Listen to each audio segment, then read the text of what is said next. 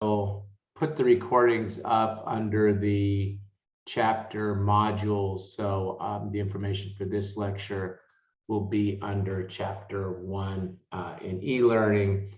And for folks that have not received their textbooks yet from Becker, you may want to take a couple seconds to download this PDF chapter for chapter 1 as we go through the material, and I'm going to be showing you here in a couple of seconds. I'll be marking up the materials we go along, and I want you to also mark your textbook as you go through. You should receive something that looks about like this here pretty quickly, but if you don't receive that, if you haven't received that yet, you can get the PDF version of the chapters. I'm not going to do that for all the chapters in the text, just for these early ones, so that you have that in case you haven't received your materials yet. Okay, any questions? Okay, good. Make sure you are registering for the exam and filling out that CPA planning document. I had a couple of folks email that to me. You are to submit it here. Okay, so that assignment there, you should submit the document that answers those specific questions that I talked about last time right here within e-learning. Okay, good. Then if there's nothing, I am going to go ahead and put up the information for chapter 1 that we're going to start with tonight.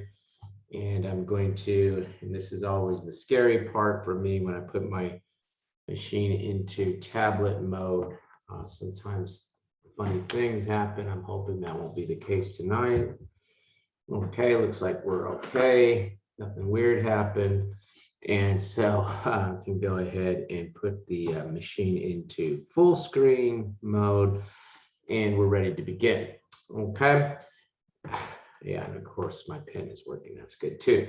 Okay, good. So let's just go ahead and let's take a look at some potential point value for the material in this chapter. And what we're going to cover tonight are going to be these first either 3 or 4, depending on how much time we have, but depending on how far we get, these first 4 or so modules. And these are about 5 points each. Okay, so these first ones are about 5 points. Now, when I talk about 5 points each, okay, sometimes students think, oh, okay, well, John's trying to tell me that that's not that heavy, so I don't really have to focus too much on that, and that's not the case at all. Okay, 5 points means that you've got a good chunk of potential multiple choice questions coming in this area. May be part of a testlet dealing with task-based simulation. We'll have material from this section of this chapter. When we get into part 1 and part 2 of financial risk management next time, that is a full 10-point area. That means that you're likely to be seeing a combination of multiple choice questions on your BEC exam, as well as potentially an entire task-based simulation dedicated to this subject matter area. The 10-point areas you absolutely have to be comfortable with. You have to be comfortable with the task-based simulation in your homework and whatnot when you look at those. And you have to make sure that you've got a good set of flashcards on those. And I'll talk to you about flashcards coming up. For the 5-point areas, really same thing, but there's not going to be nearly as much potential for a long computational type of a situation like we might see in the financial management area. Okay, so that's the point of giving you these point indications, just to give you a relative base as to how heavily these different areas might be tested. Okay, so we come down and we start to look at the internal control frameworks, and they say frameworks, and we're really only talking about one framework here, which is the COSO framework, Committee of Sponsoring Organizations of the Treadway Commission. It was an organization in which the gentleman Treadway was the chair of that organization, and they really came up with a criterion structure as to how organizations should establish their internal controls to help ensure and meet various objectives that we'll be talking about in an organization. Now, for folks that have taken the auditing class or a little bit later, if you're going to be taking Accounting 380 with me, you'll hear this again. In auditing, we often talk about this because auditors are required to look at and evaluate an entity's internal control as part of their audit of the financial statements. Well, we're looking at it with a little bit of a different perspective here. We're looking at it from the standpoint of the entity management and how they should be evaluating their own internal control to make sure that it accomplishes, and again, we'll have financial reporting objectives, but we will also be taking a look at some operational and compliance objectives as well. Okay, so we come over and we start to look at this COSO internal control framework, and notice again, even though we talk about this from the standpoint of external independent auditors, the framework is used by company management and its board of directors to obtain initial understanding of what constitutes an effective system of internal control and to provide insight as to whether the internal controls are properly applied within the organization. So they give us a framework, and this allows the entity to evaluate whether or not their internal control is going to be accomplishing the objectives of the organization. They tell us here that the framework also provides confidence to external stakeholders that the organization has a system in control that is conducive to achieving its objectives. Entities external are obviously the external auditors, but also potential investors and creditors. And particularly in the case of public companies, we'll be seeing, and we're going to talk about Sarbanes-Oxley tonight, we're going to be seeing that Sarbanes-Oxley literally requires an entity to give assurances to potential creditors, investors, those external to the entity, about the effectiveness of internal control. And the COSO framework is a criteria that is used to evaluate that internal control as part and parcel of those assurances that come. And again, that's for public companies. Okay, so you take a look and you can see that an effective system of internal control, procedures by management and the board of directors and the internal auditors. And we have a principles-based approach of the framework that provides an emphasis on the importance of, and there's always the issue, we never get away from management judgment. Okay, now a couple things. Sometimes folks look and they're like, okay, what is the blue? What does the yellow mean? Nothing. It doesn't really make much of a difference what color I used. The only reason I used two colors here, if you're wondering, is that one was talking about the objective internal control from the internal standpoint, from management, board of director standpoint. The blue was what a transition and thought that said, hey, but it can also give comfort for those that are outside of the organization. So if you wanted to highlight that whole thing in yellow, there'd be no harm to that. The only reason I changed the color is because I'm trying to show you that there's really kind of two different thoughts there, external versus internal. So that's the only reason I used a different color. Sometimes students say, I'm having trouble keeping up with the colors because I have to keep changing my pen. No, you don't have to. You can just go with one color. If you want to change, you have a couple different highlight colors, go over to, Costco or Office Depot or whatever, or Patrick's, and do the thing that I do, get all these different colors. But it is not, necessary for you to sit there and worry about, trying to color up your book the same way I do. My mother was a good artist. I inherited the desire, but none of the talent. And so, I'm kind of expressing that part of my DNA by changing these colors up. Okay. All right, good. Now you take a look at this COSO cube down here. Let's just go straight to the visual. Oh, another thing that I get sometimes from folks are like, well, what about those parts that you skip? I'm not here to read the book to you. I am here to help you to see what some of the key takeaways are, highlight those areas for you, help you to figure out some flashcards that you can make around this stuff.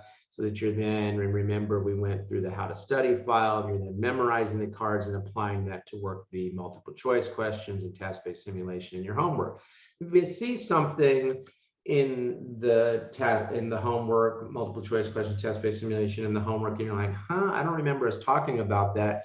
There could be, I'm trying to give you a good 80% here. There could be some things that maybe I didn't touch on, but you can always click on the show text icon in your Becker software, and it'll take you to that section of the book where that's discussed. Take a quick look, throw yourself in a flashcard, and you'll be in good shape, okay? Okay, so you come over and you can see this COSO cube. And I'll tell you, I do want you to go ahead and flashcard the COSO cube. Now, what does that mean?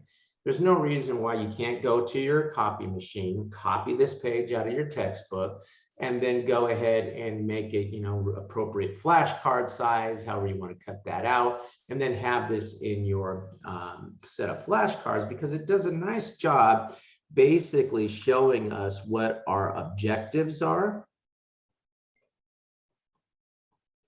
And we can see that the objectives of an organization are financial reporting objectives, obviously operational objectives. We want to be efficient, effective, we want to have a profit, but also compliance objectives. We have to run our organization, our company, in compliance with laws and regulations, and the various components of the internal control, and there are 5 of them, will help us to achieve that across different levels of the entity, ranging from the entity level down to an operating unit level, down to a function level. And so we give you the 5 components here, which is the control environment, risk assessment, control activities, information communication, and monitoring activities. Now, when you look at this, you could also look at it as a cycle, as a circle, I guess, that the company has a control environment.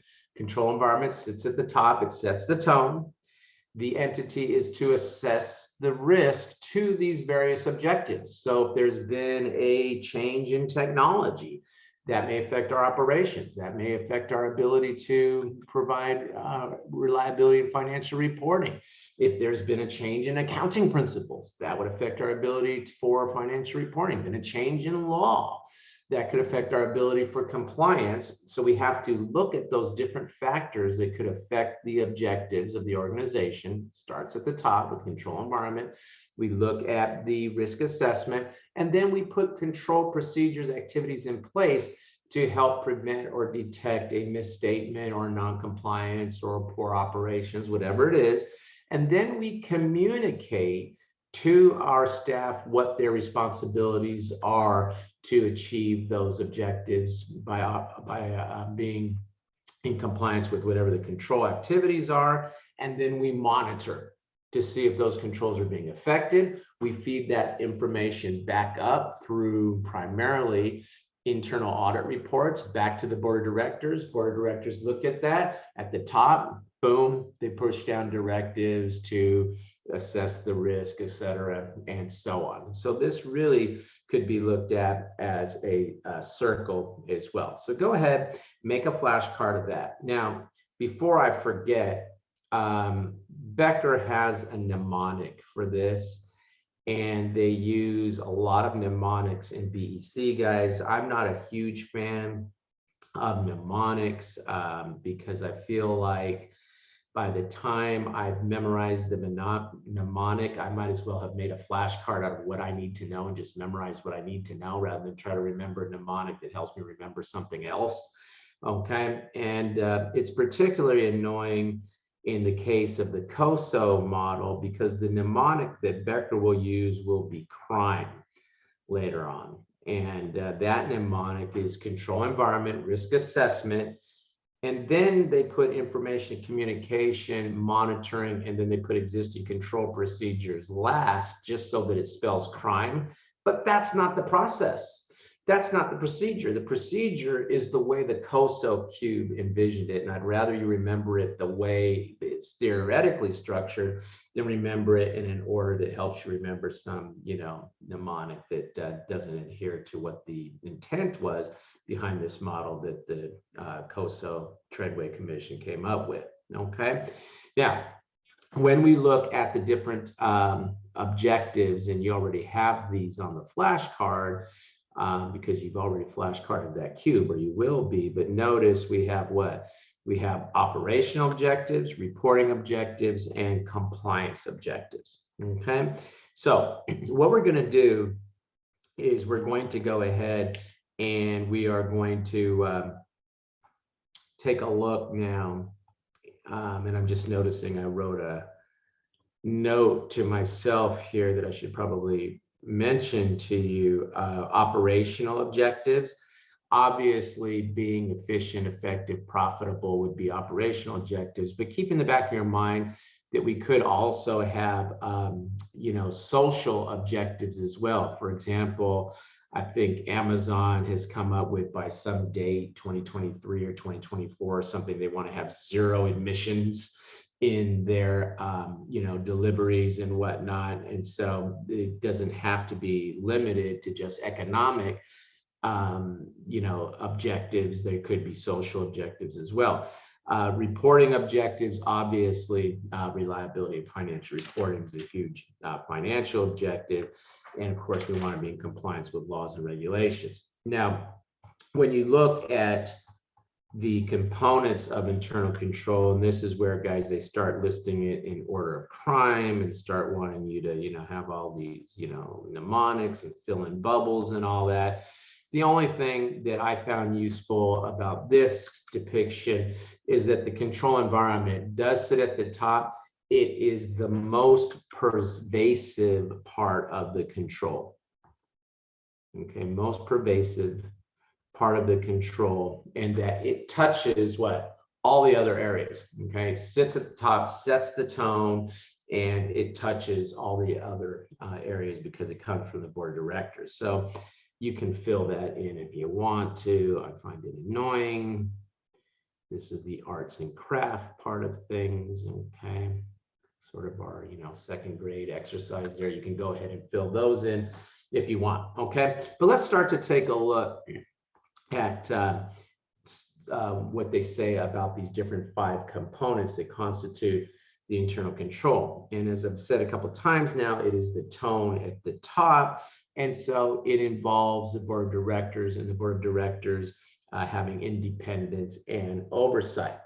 Organizational structure, a big one here, is that when you have your board of directors, okay, your board of directors really need to have an internal audit function, and that internal audit function needs to report directly to the board of directors. Now, sometimes you'll see entities that the board of directors is too small, or I shouldn't say the board of directors is too small, the entity is too small to have a formal internal audit function. And so it is expected that board of director members then will constitute the internal audit function and do that work directly. But internal auditors, and we'll talk more about this when we get to the monitoring piece, are a key piece of the monitoring, because they're looking and they're saying that the controls are achieving or not achieving their objectives. And what do?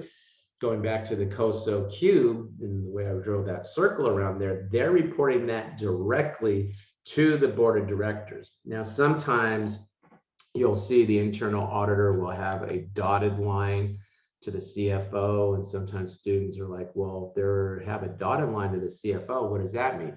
Well, board of directors typically don't have the ability to pay the internal auditors their salaries and whatnot. So there has to be some connection to administrative function within the company, but their reporting line goes directly to the board of directors. That would be a good example of an organizational structure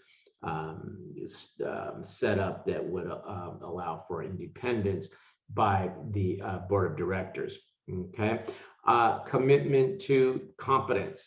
Okay, so there's a commitment to hire, develop, and retain competent employees, but also what? Competent services. Okay, so you could also put services. So let me ask you a question.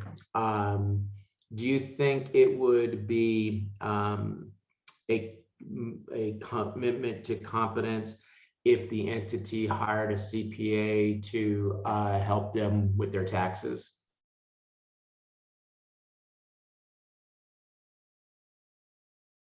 Would that be a commitment to competence if the company helped retain the CPA to help them make sure they're in compliance with tax laws and whatnot? Yes. Yeah, okay, I'm just saying this, notion that it's just employees, the way it's being articulated here, well, it doesn't just have to be employees. You contract for services, you would also maintain that commitment to competence. Okay, good. Okay. Also, we want to make sure that there is some sort of succession planning. So you may have a great staff set up, but you don't know who's going to hit the lottery, who's going to fall in love, who's going to decide to retire, move to Europe or something on you. And so you should have some succession planning in place as well. Okay, good. And then accountability, individuals are held accountable for their internal control responsibility. So we'll be establishing performance measures, incentives, rewards, etc., for meeting the responsibilities under the internal control. And of course, through the information communication piece, we'll be communicating to the individuals within the company what their responsibilities are. Okay, good. So we know that we have the control environment that sits at the top. It touches all the other areas. And one of the key things that need to be done is identifying risk and analyzing those risks. So points of focus here will include analyzing internal and external factors involving appropriate levels of management and determining how to respond to that risk. Once we have identified those risks and we have responded to them, then we're going to do what? And again, we have the annoying thing that Becker goes out of order here. Okay, so I'm going to go to the existing control activities so that it flows the way COSO intended. So even though they're putting information communication there, we're going to make the risk assessment. We're going to evaluate those risks, and then we're going to do what? Then we're going to put control activities in place that will respond to those risks. Okay, so we will go ahead and we will select and develop the control activities, select and develop technology controls, and development of policies and procedures. So again, we don't have to get into the weeds here, but I just want to show you in the order as to how we would do these things. We'll select control activities, develop policies and procedures in response to the risk assessment. Now, once we have done that, going back, then we really go to the information and communication piece of this. And the information communication will have information and communication systems that support the identification, capture, and exchange of information in a timely and useful manner. So when we look at the internal control information communication, the organization internally communicates information necessary to support the functioning internal controls, including relevant objectives and responsibilities. So we want to make sure that those inside the company know what their responsibilities are after we have established those control activities. And then we also want to be able to communicate that information to those outside of the entity. And again, Sarbanes-Oxley, for public companies anyway, put specific reporting requirements in place that require companies to literally provide assurances about their internal control to the investing public. Auditors also will take that information as external parties, and then they give assurances as well. This is a requirement for public companies, but I can envision a situation, and it happens, I shouldn't say can envision it. It's not like it's some, fictional character that might happen someday. There are auditing standards in place for non-public companies that if there is a request for there to be assurances around internal control, we could do that for non-public companies as well. And the requirements there are very similar to what we see for public companies. Bottom line, we are having information communication about internal control both inside and outside the entity. Okay, and then you finally come to monitoring activities, and there should be ongoing and separate evaluations. Ongoing internal auditors will have a set of audits that they do probably routinely on a yearly basis. But there could be a particular issue that arises in which the board of directors will look down to the internal auditors and say, hey, we have a request for you. We want you to look specifically at this particular issue, whatever it is. And then the internal auditors will do that work. Okay, so really the internal auditors are a big part of that. And then again, we would need to communicate any deficiencies. In the communication of those deficiencies, I'm going to write my silly little graphic up here again. I don't know if it's silly, but my graphic that I wrote up here earlier, the internal auditors report directly to the board of directors. I was on an engagement one time where I was looking at the Department of Housing and Urban Development. As I mentioned last time, I worked for the Government Accountability Office for several years, and we were finding that there were indications of problems with housing agencies that were uniform or could be identified through a uniform set of procedures, that if those procedures were performed by HUD, the Department of Housing and Urban Development, they could find these kinds of issues. And one of the things we were suggesting or thinking in the early stages is that HUD should routinely request any internal audit reports that we're going to, and they don't call them board of directors, I think it's board of commissioners for housing agencies. We didn't really push on that recommendation too much because when we interviewed boards of commissioners, they told us that they rarely received internal audit reports. And so we didn't get into that as being one of the things that HUD would routinely look at, but we did emphasize the importance of these internal audit reports and that HUD should be looking to see that boards of commissioners are at least looking for internal audit reports, and then HUD would be able to use that information. So this goes across entities. There should be internal audit function, and they're reporting to the those charged with governance is the better word than board of directors, those charged with governance over the organization. Okay, now you see that we looked at a lot of information there, and I didn't talk much about some of the specifics, because when we look and I ask you for flashcards there, because when we look for the 5 components, there are actually 17 principles. And so they give us that sort of high level overview, but then we get fairly granular here in that we start looking at principles that will fit under the 5 components. Okay, and we're going to go and look at some of these here, but what I want you to do is go ahead, 5 components, 1, 2, and I'm going to insist that we go in correct order, 3, 4, 5 are the 5 components following the way COSO contemplated that. And then we have 17 principles underneath these. So I'm going to ask you to flashcard the 5 components. And on that flashcard, you probably got, 5 flashcards you're going to make here. What are the principles under each one of these objectives? I'm not going to read them off here because we're going to get to them here one by one as we start to go through and talk more about this.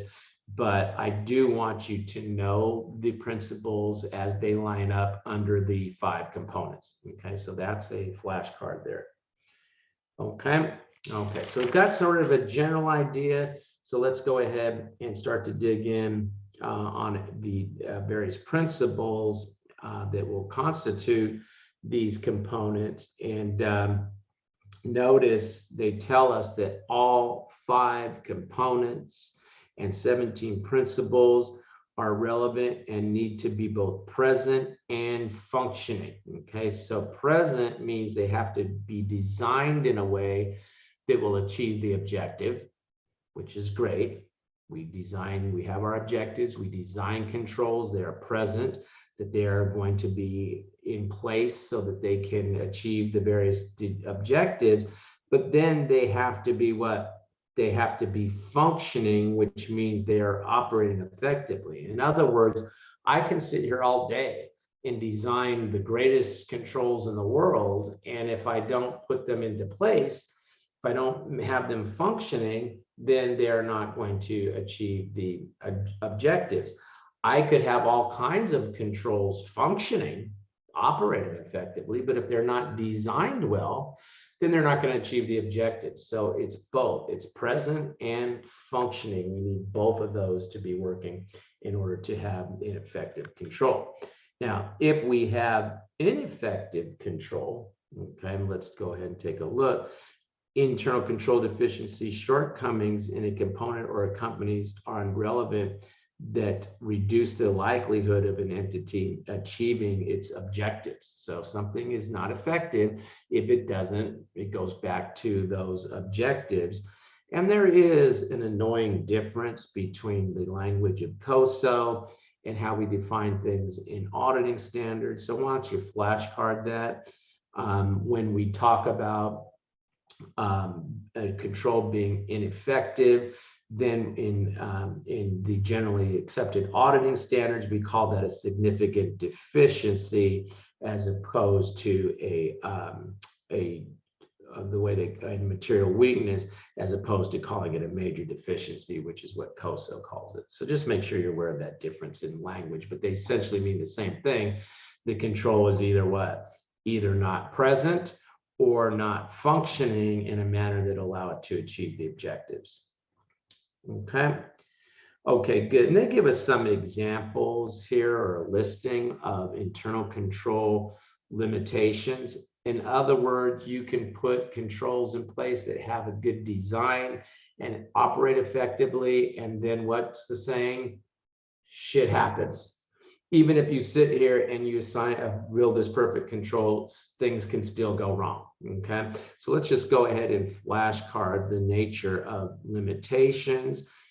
You have what? You have human error, you have faulty or biased judgment, issues relating to sustainability of the entity's objectives, external events beyond the entity's control, circumvention of controls through collusion. That's when what, two or more individuals get together to override the controls, or what, management uses their authority to override controls. So this is the limitation in any set of internal controls that you should flashcard and be aware of. This exam loves to ask questions, particularly in the BEC section of the exam, in which they're going to ask you some written communication.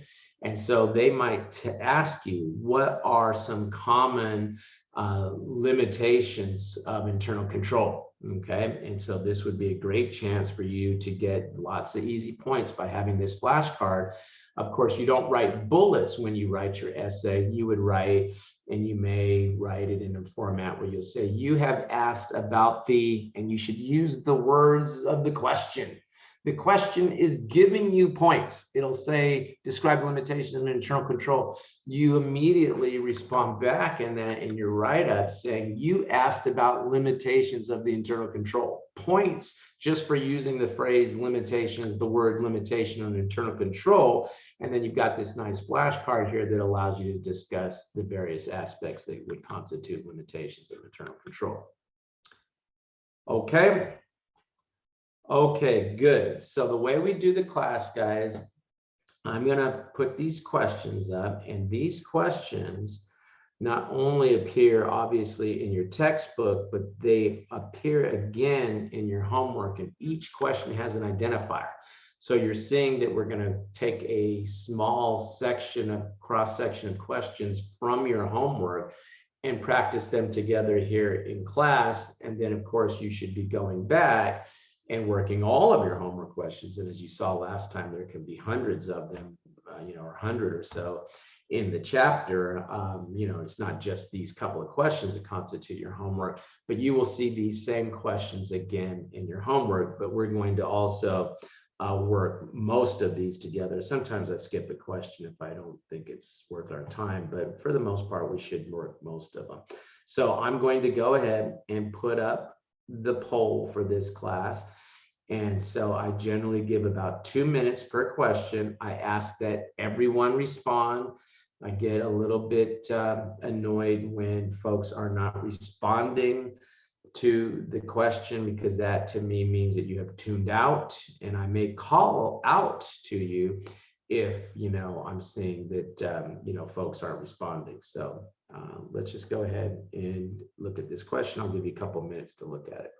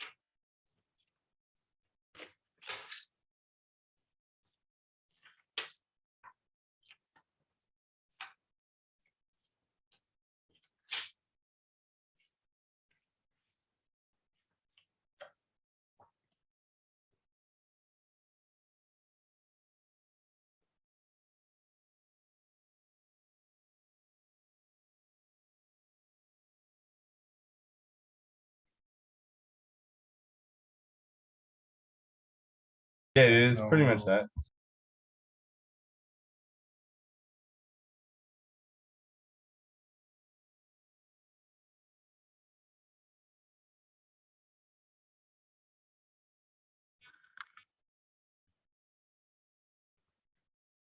Okay, guys, I'm going to give you about 10 more seconds, so take your best shot at this one.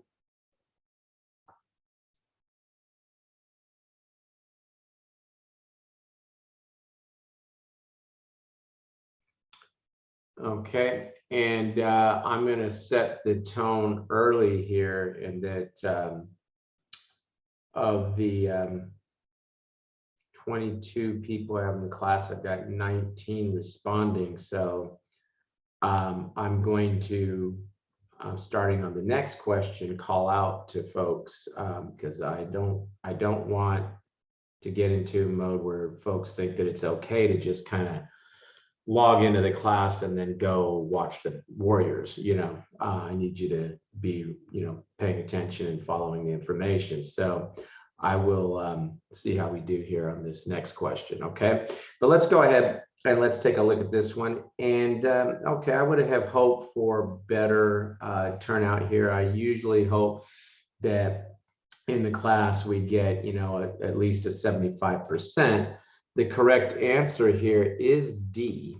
Okay, but let's go ahead and take a look at this together. I'm going to stop sharing the results and get that out of the way for us as we look at this. And they tell us that external auditors for Horse Company assess the achievement of the internal control objectives each year and communicate the assessment to management and the board. Communication by the external auditor illustrates which principle of information and communication component of the committee sponsoring organizations of the committee sponsoring organizations integrated framework. They don't say Treadway Commission. I started to say that there, but look, it's external auditors. Okay, external auditors, right? And even though they are providing reports to the board of directors and whatnot, they are coming from outside the entity, so they are external communicators, right? And so the correct answer is D. Okay, question?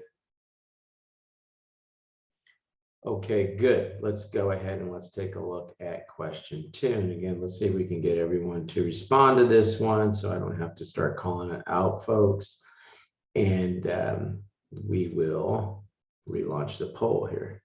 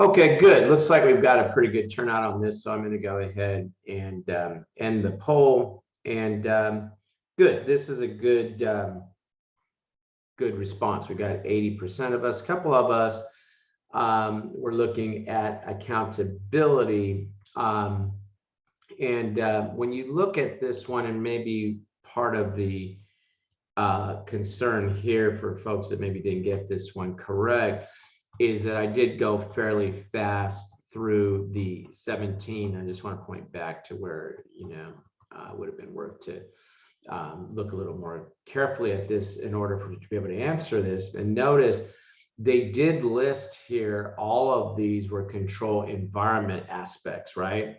Okay. And so you might look at this and say, well, how is that not? And I think the folks who got it wrong picked accountability. But again, the fact that they called out the licensing level of the individual, okay, is really talking and getting more towards the competence of that individual as opposed to just a pure accountability focus, which accountability is more holding those inside the organization accountable for what their responsibilities are under the internal control. So when we say accountability there, we're not talking about accounting function. When we say financial reporting competencies and having CPA, that's getting more into the financial reporting aspect. And so D was the correct answer. Okay, so it's worthwhile to make those flashcards that talk about those principles because you can see how the questions might break out into the principles. Okay, questions? Okay, good. Let me go ahead and stop sharing. Probably should have done that before I went back up into the text and get that out of the way. And then let's take a look at how we will now apply the COSO framework. Okay, so they say using the COSO document, the framework. And so let's just go ahead and take a look, and there will be an overall assessment, and they're supported by component evaluations. So we're going to look, and we're going to look at the 5 components, and we need to look at all 5 of those components in determining that our internal control is achieving the objectives. There will be an evaluation of the component. Then we'll look at those 17 principles that, of course, as we've seen, mesh with the principles. And then there will be a summary if there are any deficiencies. Okay, so we come over and we take a look at some common risk identified using the COSO framework, and management identifies risks that could individually or in combination result in material omissions or misstatements of the financial statements. Now look, notice, and I think the problem here really is that this is written by accountants and CPAs, and we're looking at the context of the CPA exam. And so we got ourselves a little locked in on the financial reporting component objective.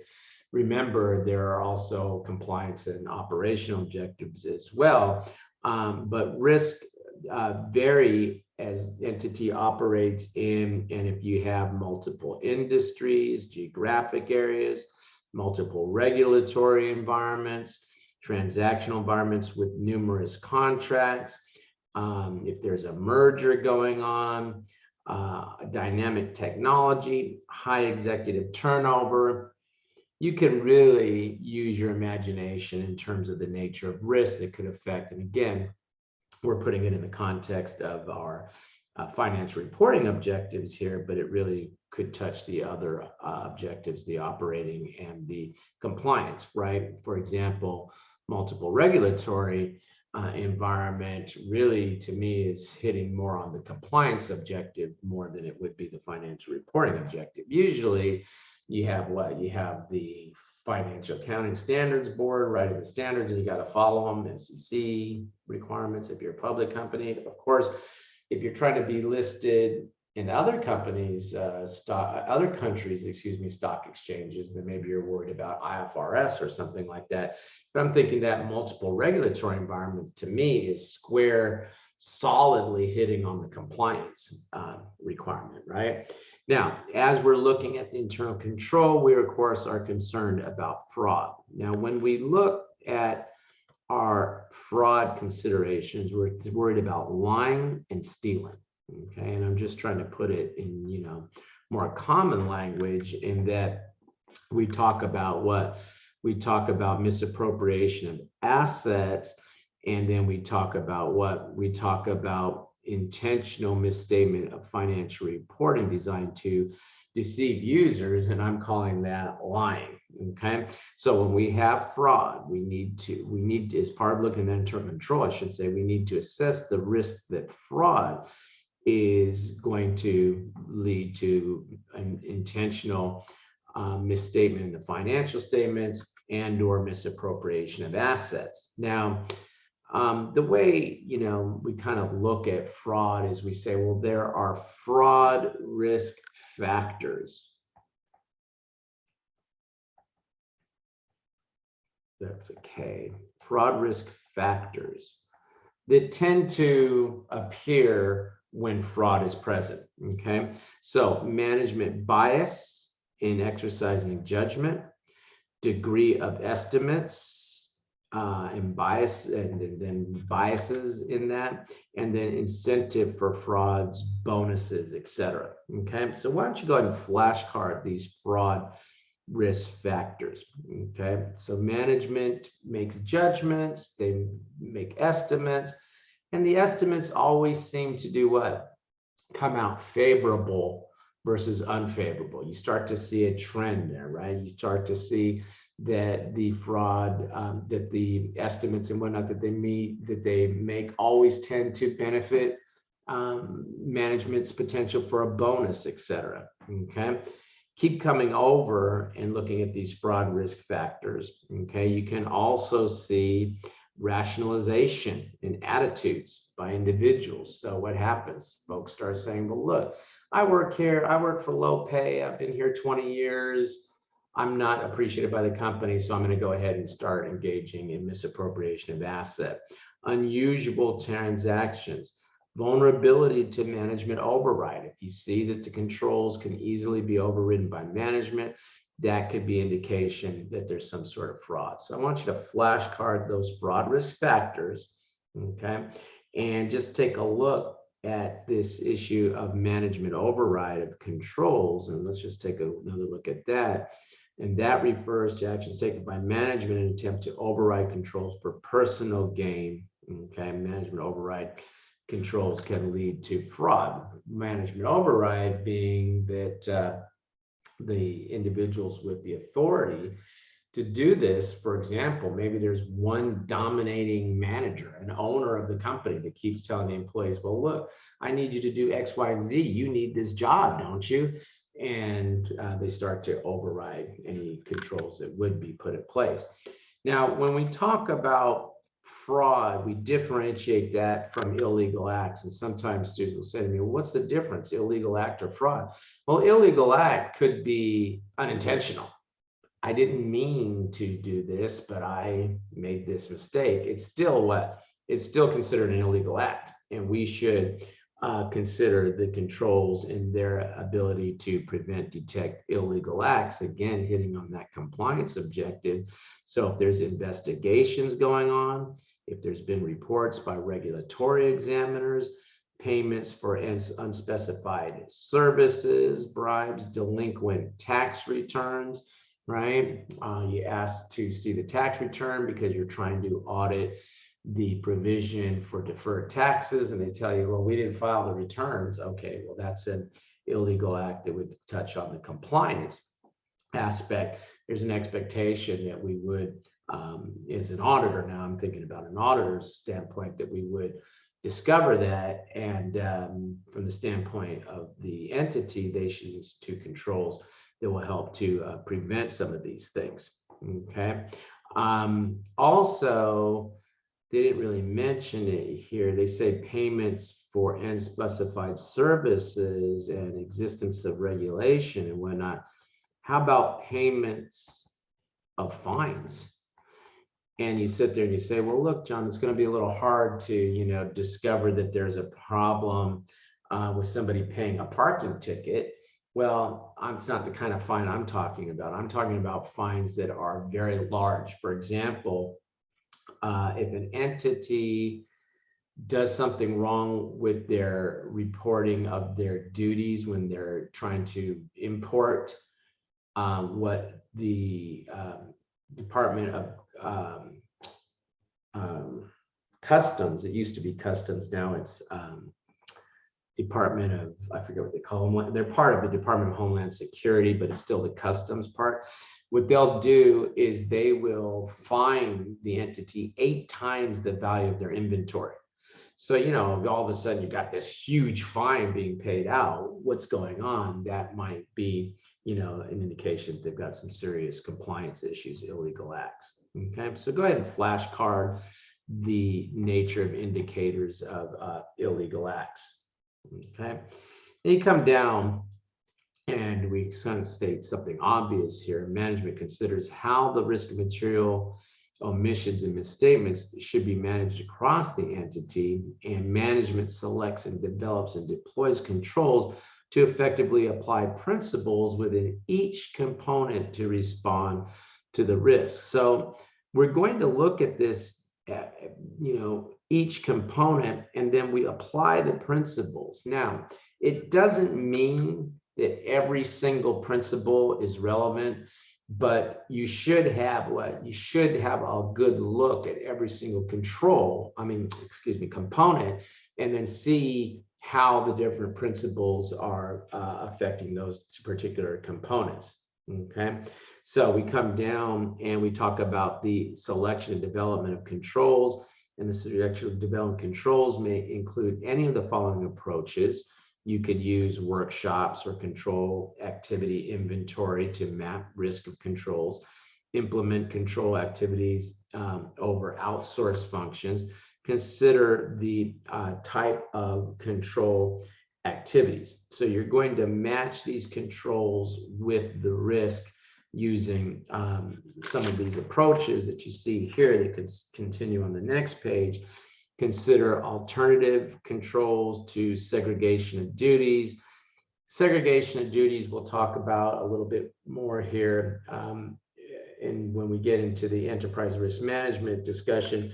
But separation of duties means that we should separate the authorization of a transaction from the actual record keeping, and then the custody of any assets associated with that, and then identify incompatible functions. But you should separate authorization, record keeping, and custody. That's what we mean by separation of duties. Okay, and then you can come over and selection of development of general controls over technology. General controls are at a high level. So when we talk about general controls, we're talking about things like use of passwords, keeping our computer systems in a secure area, disaster recovery. All of these things are considered general controls. There are also application controls, but application controls are specific to a certain type of application within the entity. For example, we could have an application control over our payroll. Okay, but general controls tend to be over the entire system. Okay, so you can take a look, and let's look at a couple of these here where we have the use of risk control matrices to document technology dependencies, evaluate end user, implementing of monitoring control activities when outsourcing IT functions, continue the IT infrastructure to support restricted access and segregation of duties. Again, and you can flashcard these, but this one is a good one as a good example of a general control, and that password is restricting access. A little bit simplified, but some of the, back in the old days when I worked for the GAO, some of the guys would say, if you want an easy finding, take your visitor badge and go to the secure computer area and see if it opens the computer area, and you have an instant finding, because a visitor should not be able to get into where they're maintaining their computer systems and whatnot, right? So these sort of things, administrative security access, right? I shouldn't be able to, as the end user, be able to come in and change software, or can change files, or change programs, that kind of thing. Okay. All right, good. So you can go ahead and flashcard some of those, and then developing controls through policy and procedure, develop and document policy procedure, develop activities through business unit, functional leaders, conduct regular ad hoc assessment and control activities. So again, sort of getting into some of the areas that we've talked about by the different pieces of the organization, and then really conducting regular ad hoc assessment control activities is going to be an obvious monitoring type discussion. Okay, and you can flashcard those. Okay, good. So that gets us through the discussion of the COSO control structure. But what COSO did a few years later is they then came up with this idea of enterprise risk management, ERM. Okay. And what they did was they said, well, look, we have the controls related to these three objectives, but we can expand this idea of applying a framework, not just to the control and how it relates to achieving these objectives, but we can take this even further and start to look at how an entity can use this to efficiently manage the entire organization, from strategy to actual performance. And so that's what we're going to start to look at here. Now, what's interesting is under the Obama administration, there was a requirement that federal entities do this same thing. So federal entities are now required and need to report externally how they are using the COSO framework to basically set up the way government agencies run. Okay, so it's a way of trying to set up the entire organization to map strategy of the organization to then how we're going to operate the organization. Again, it deals at different levels of the organization. So I think what we're going to do right now, since this is a lot of words and not problems and whatnot for us to work, why don't we take, usually I take the break about 6:30.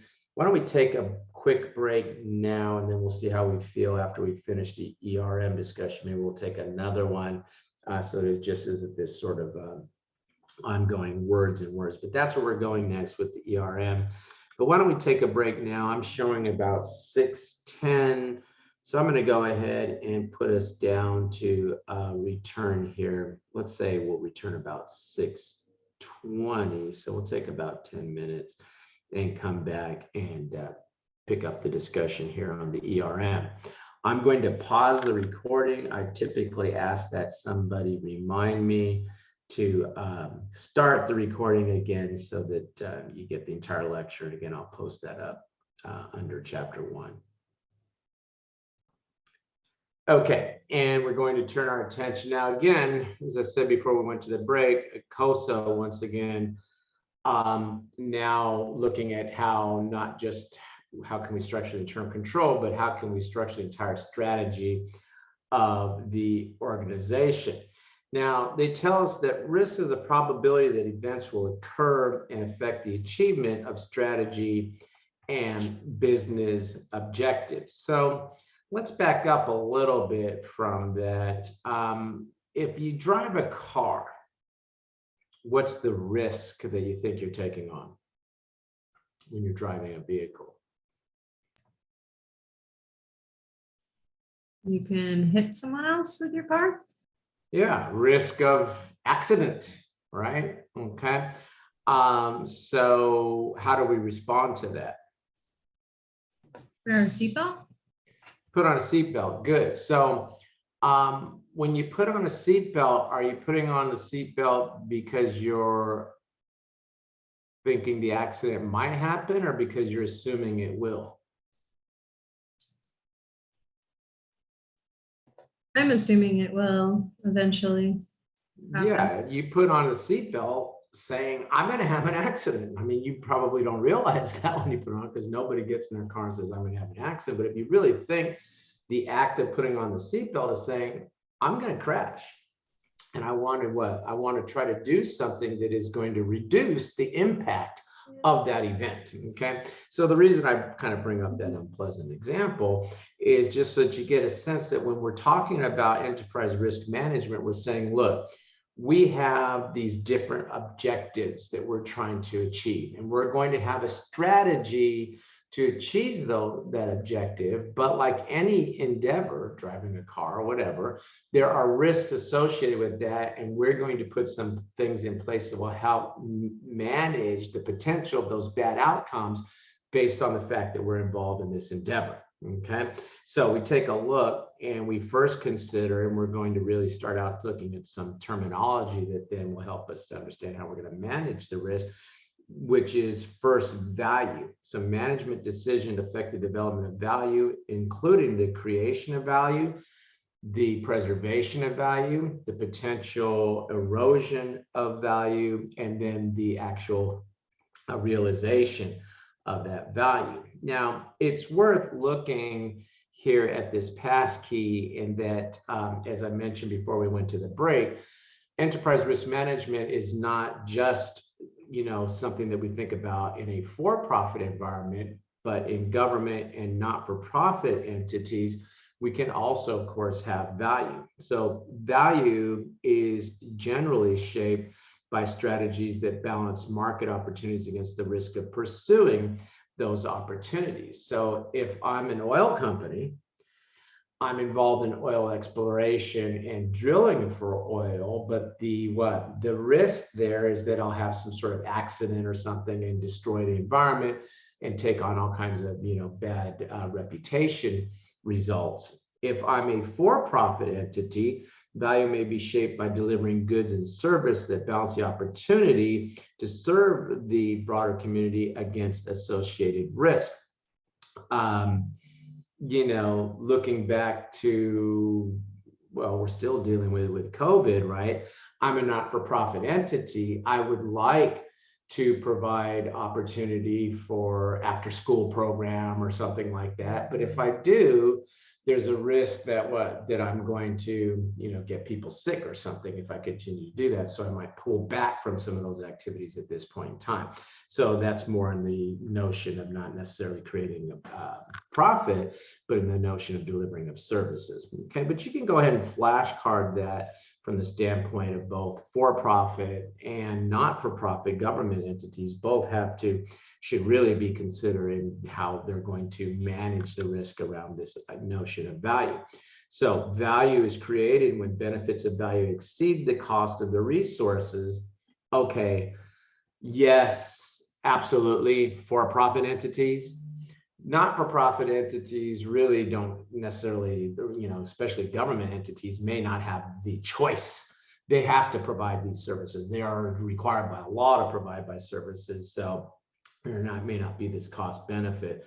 The resources may include people, financial capital, technology processes, and brand market presence. Okay, so you come over and you take a look at the next page here, and let's take a look at the notion of value creation.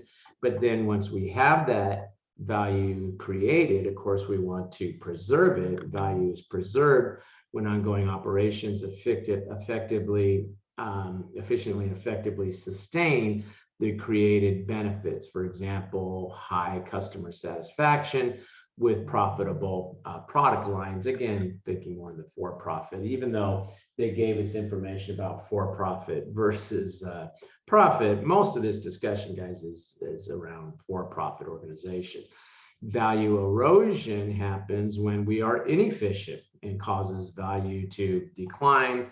And then value realization is when the benefit created by the organization are received by stakeholders, either in a monetary or non-monetary form. But again, typically we're talking about increases in the value of our stock, that sort of thing, right? Okay, now we've got the notion of value, but now we want to tie that to the mission, vision, and core values of the organization. So mission represents the core purpose of the entity. Vision represents the aspirations of the entity and what it hopes to achieve over time. And then core values represent the organization's belief and ideals about what is good or bad, acceptable or unacceptable, and they influence behavior of the organization. So again, you could say, well, I'm an oil company and I'm going to drill for oil and damn the environment. Or you could say, well, look, I have this mission to be the #1 oil producer, and the aspirations are that I'll, grow this over time within the next 5 years. I'll be the #1 oil producer, but I'm going to do that, and again, core values in a manner that is, environmentally responsible. Okay, so you have to balance the core values against what your mission and vision of the organization may be. And so you can come over to the next page and you can see that that then leads into a culture for the organization. So culture represents the collective thinking of the people within the organization. And of course, individuals have unique points of reference and whatnot, but we really try to create an overall entity culture that is really going to allow us to then develop our strategy. Now, as we look at how to execute that strategy, we're going to look at our capabilities, which could be a competitive advantage. Okay, whatever we have, maybe we have a technological advantage, maybe we have an expertise advantage. Okay, we have practices. Okay, so our practices are continually applied to the entire scope of activities of the business, and then we're going to integrate this with our strategy setting and performance. So our strategy set in a manner that aligns with the mission and vision, and the business objectives flow from the strategy.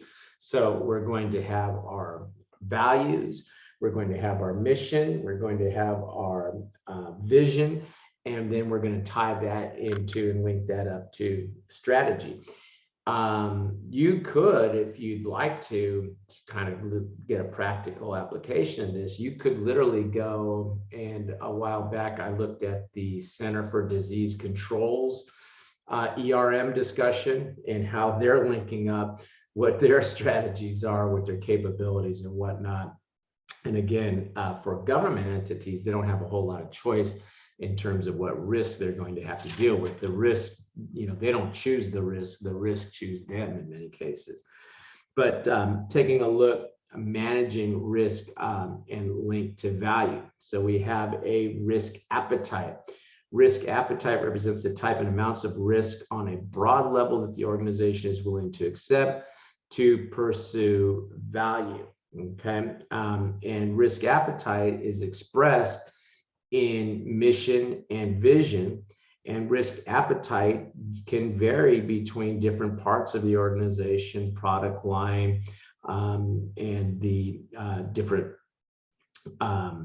business units, and it must be flexible to adapt to changing condition, etc. Okay, now you can see that there's a relationship between risk, value, and appetite, and ERM seeks to align anticipated value creation with risk appetite and capabilities for managing the risk. So they are all coming together in a balanced way, but you can see that sort of this last sentence here talks about how we're going to balance our risk appetite with our mission, our vision, our value creation and whatnot. So why don't you go ahead and flashcard that, and it's really kind of defining what ERM is trying to do for us here now that we understand these different terms. Okay, now let's take a look at some more terms here, and then we're going to see how we're going to pull this all together into a process. And so we will create a risk inventory, and these are all the risks that could impact the organization. And then we will have a reasonable expectation, recognizing that no one can predict risk with precision, right? I mean, that's the whole problem with a bad thing. You don't know when it's going to happen, right? Risk capacity, the maximum amount of risk that an entity is able to absorb in the pursuit of its strategy. A risk profile is a composite view of the risk assumed at a particular level of the entity or aspect of the business that positions management to consider the type, severity, interdependence of risk. And so risk inventory is all the risk, but then we're going to line those up in our risk profile with the different parts of the organization. Now, as we do this, we have a portfolio view, a composite view of risk the entity faces with positions management and the board of directors considers the types and severity and interdependence of risk. We're looking at that in the context of the organizational sustainability. Can we sustain the entity for certain risks, or there's some risks that are just going to be such a severe impact that we will not be able to sustain the organization. And then we'll manage our performance and our strategy around that portfolio view of our risk. So you take a look here, and I find it interesting that as they laid out some of these pieces of enterprise risk management, notice we have what? We once again have 5 components that they're talking about here, okay? So why don't we go ahead and just flashcard, and you can just go ahead and again shrink your book down and get this whole thing on one flashcard, because it really ties some of the things that we've talked about now to the various components of the enterprise risk management.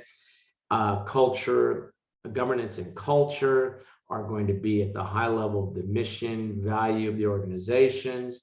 Strategy and objective setting obviously fit into our strategy development, but also into our business objective formulation. Then we have performance. We have what? We have review and revision, and then we hopefully have information communication, all leading to, we'll have information communication, hopefully leading to enhanced value. So you can see the 5 components here, which I've already asked you to flashcard, and they tie closely to what we have seen with the enterprise, with the internal control structure that we talked about earlier. This is enterprise risk management. So just know the 5 components, and I think it just so happened that there was a 5 here, but there are 5 components of the enterprise risk management. But you flashcard that one graphic up there. I think that's the best way to do this, so you can see how these tie to the different steps in the different terminology that we've already talked about. Now you come over, they give us, and I don't like this mnemonic thing. I don't like it. I don't like it. So I'm just going to tell you, don't worry about this thing in the way they have laid it out in terms of the mnemonic, because they say doves soar. And no, they don't. I don't know if you've ever seen doves, but they kind of flap around in a random pattern at any point in time. I've never seen a dove soar. I've seen eagles soar. I've not seen doves soar. And so, and then I start thinking about, well, doves are kind of like very peaceful birds that mind their own business to a large extent. And then we go and release them at weddings and stuff so that they can get killed by hawks, so, I don't know that they soar. Anyway, stop, John. Okay, so the point here being that I do want you to flashcard the elements here, the principles, okay, that constitute each one of the components, though. I do want you to do that. That's very similar to what we did for the internal control model that we talked about earlier. So 5 flashcards that call out the principles that constitute, and here it's 20 principles that fit to the 5 components, okay? Okay, good. Now let's just go ahead and take a look at some of these, starting with governance and culture. And again, as you might imagine, it's at a high level. It's involving what? Boards of directors and their proper oversight. Okay, establishing operating structure. Okay, the operating structure describes how the entity organizes and carries out its day-to-day operations. Defines desired culture. The organization defines the desired behaviors that characteristics and the entity's desired culture. And then we're going to demonstrate commitment to our core values. So the organization demonstrates a commitment to the entity's core values. Again, we may be an entity that wants to, be the #1 producer of oil or something, but then we're going to have this core value that we're going to do it in a ecologically responsible way, environmentally responsible way, et cetera, right? Okay, attracts, develops, and retain capable individuals, which they're putting as employees. So when you do your hiring decision, okay, we're looking for individuals that have knowledge, skills, abilities, and experience, but also those that will fit into the organizational culture. So it's not enough just to look for the talent. We want them to be somebody that fits into the culture of the organization. And then it is important to have some succession planning there. So you go out and you form this team, but if somebody's going to leave the organization or there's going to be some sort of promotion process and whatnot, we need to make sure that we have the correct succession planning in place. Okay, so we come over and then we have our strategy and objective setting, and we have the mnemonic SOAR for that. But again, I don't want you to remember the mnemonic, just make the flashcard for all of these. But our enterprise risk management is integrated into the entity's strategic planning through a process of setting strategy and business objectives that consider both external and internal factors. And so you can see that the organization sets its risk appetite in conjunction with the strategy, and the business objectives allow strategy to be put in place and shape the entity's day-to-day operations and priorities. So you take a look at the risk appetite, okay? And the organization defines risk appetite in the context of creating, preserving, and realizing value.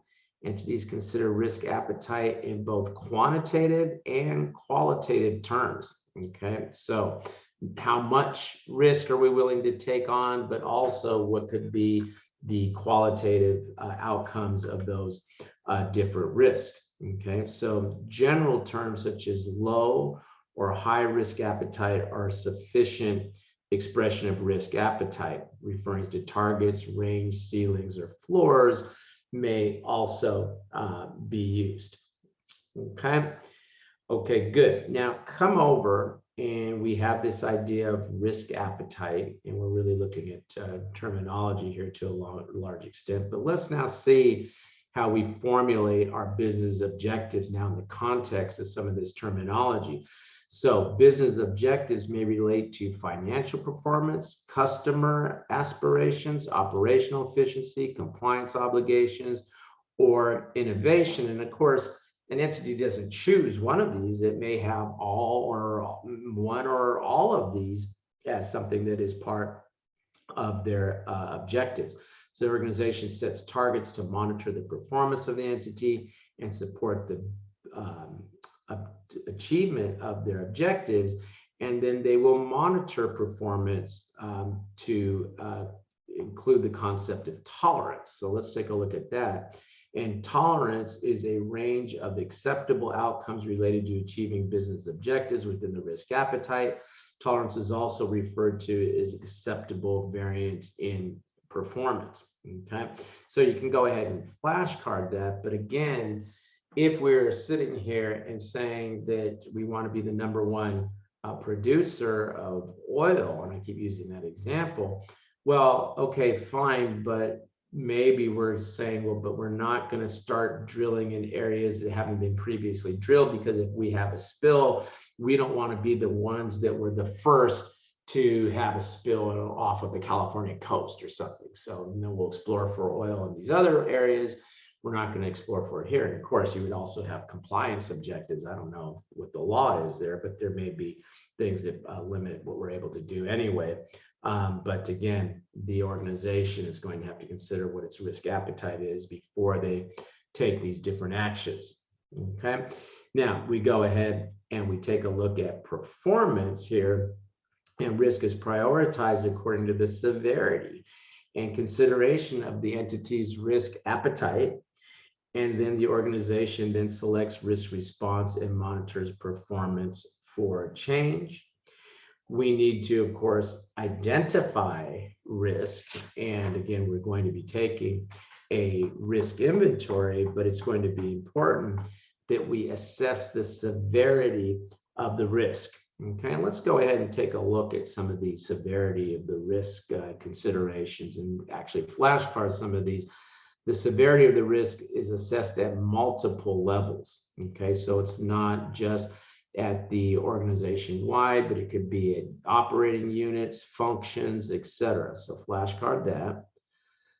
Severity measures relates to impact, result of the effect of the risk and the likelihood, the possibility of the risk occurring. Okay, and again, it can be expressed quantitatively or qualitatively. So again, some risk may be so severe and so likely that we will simply avoid the risk entirely and not get into that line of business. Or you could have other risks that are what? That are not as severe and not as likely that you will go ahead and possibly accept the risk. So as you evaluate these risks, they're going to lead us to the strategy that we're going to see in the response down here. But just coming down, we have inherent risk is the risk that we have no way of altering its severity. Targeted residual risk is the amount of risk that the entity prefers to assume in the pursuit of its strategy, etc. Okay, so once we have gone through and looked at parts that we can't control, what is left over, and then how are we going to respond to that risk? And this is where we can go ahead and start to make a few flashcards here. So we could accept the risk. Accept the risk means no action. We're not going to do anything. We're going to say, hey, we have gone through this risk and we've looked at its severity and its likelihood, and we've decided we can just accept that risk because it's not as severe or it's not very likely that this is going to occur. Avoid would be a strategy, and you should just flashcard all of these guys, just flashcard the different responses to the risk. Avoid, accept, okay, and so on. Avoid basically says we're not going to do it. We're just not going to drill for oil off the California coast because we can't do this. I'm not going to drive ever again because I can't accept an accident. Okay, whatever. Okay, so you just avoid driving. Pursue the risk says, hey, I'm going to take action that increases my risk. So not only am I going to, drive, I'm going to drive on the freeway faster. I'm going to go ahead and I'm going to pursue that risk. Okay, reduce the risk says, hey, I'm not going to get on the freeway. Reduce the severity. If I have an accident, it's going to be, a slow speed accident because I'm going to go all the back streets or whatever it is, right? And then what? Share the risk says, what I'm going to do is I'm going to get me a nice insurance policy that's going to cover, whatever the problems are. And insurance is a typical way of sharing the risk. Okay.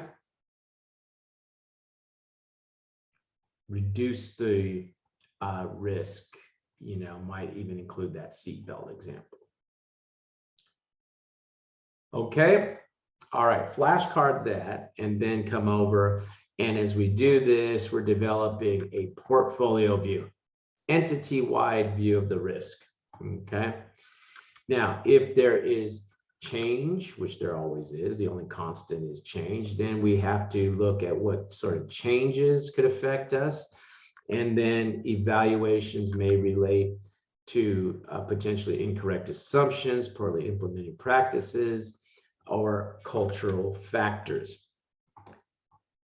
Pursue improvements, of course, right? It's continuous. And then we're going to have information communication as to what our strategy is and how we're implementing that through our policies and procedures. And then coming over to the next page, relevant information helps the organization be more agile in its decision making and provides competitive advantage. Now, coming down, taking a look at data management, okay, data information governance promotes standardization of high quality data. Process and controls promote, obviously, we want some data reliability. And then data management architecture refers to fundamental design of the technology. So we have to manage that information accordingly, okay? Then again, communicate the risk information, okay? That's communicated throughout the organization. And then when we report on the risk culture and performance, again, we take a portfolio view, a profile view of the risk, and then coming down, reporting on culture seeks to measure and provide feedback on behavior and attitudes, including benchmarking to entities or other standards, compensation schemes, okay, that will help to keep folks performing in accordance with whatever our strategy is. Okay, all right, let's look at a couple questions here related to ERM, and then we can turn our attention to Sarbanes-Oxley a little bit.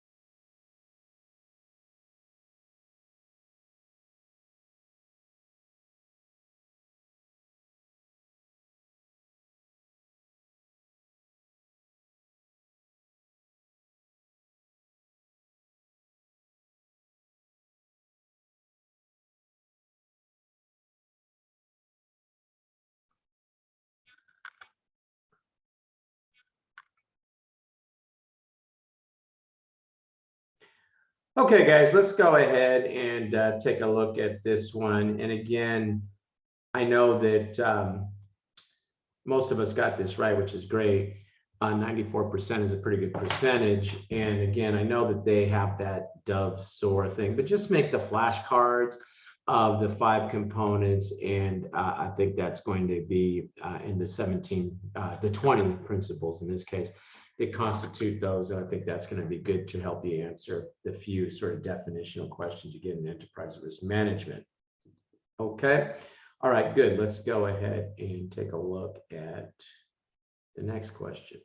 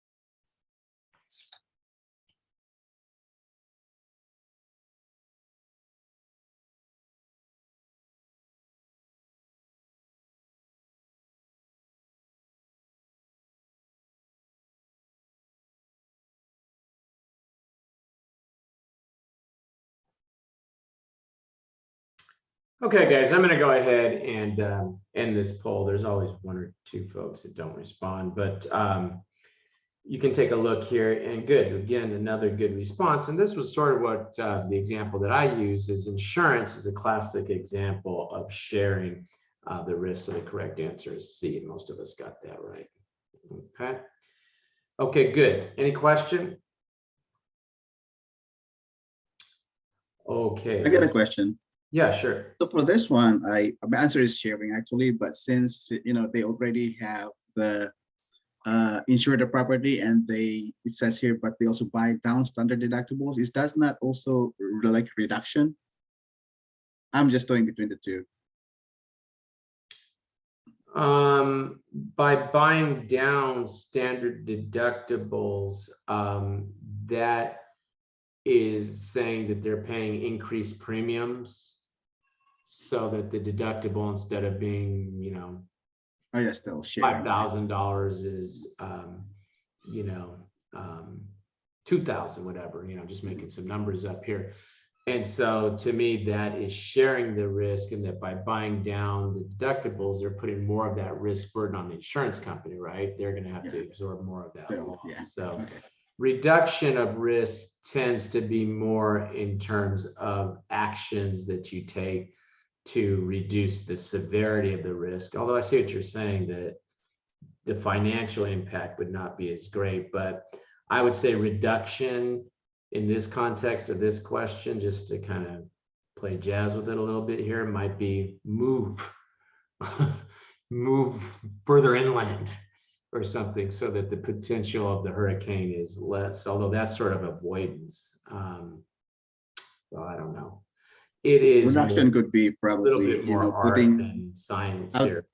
yeah, putting like reduction, like putting a more stable structure, within the location, but just to avoid it.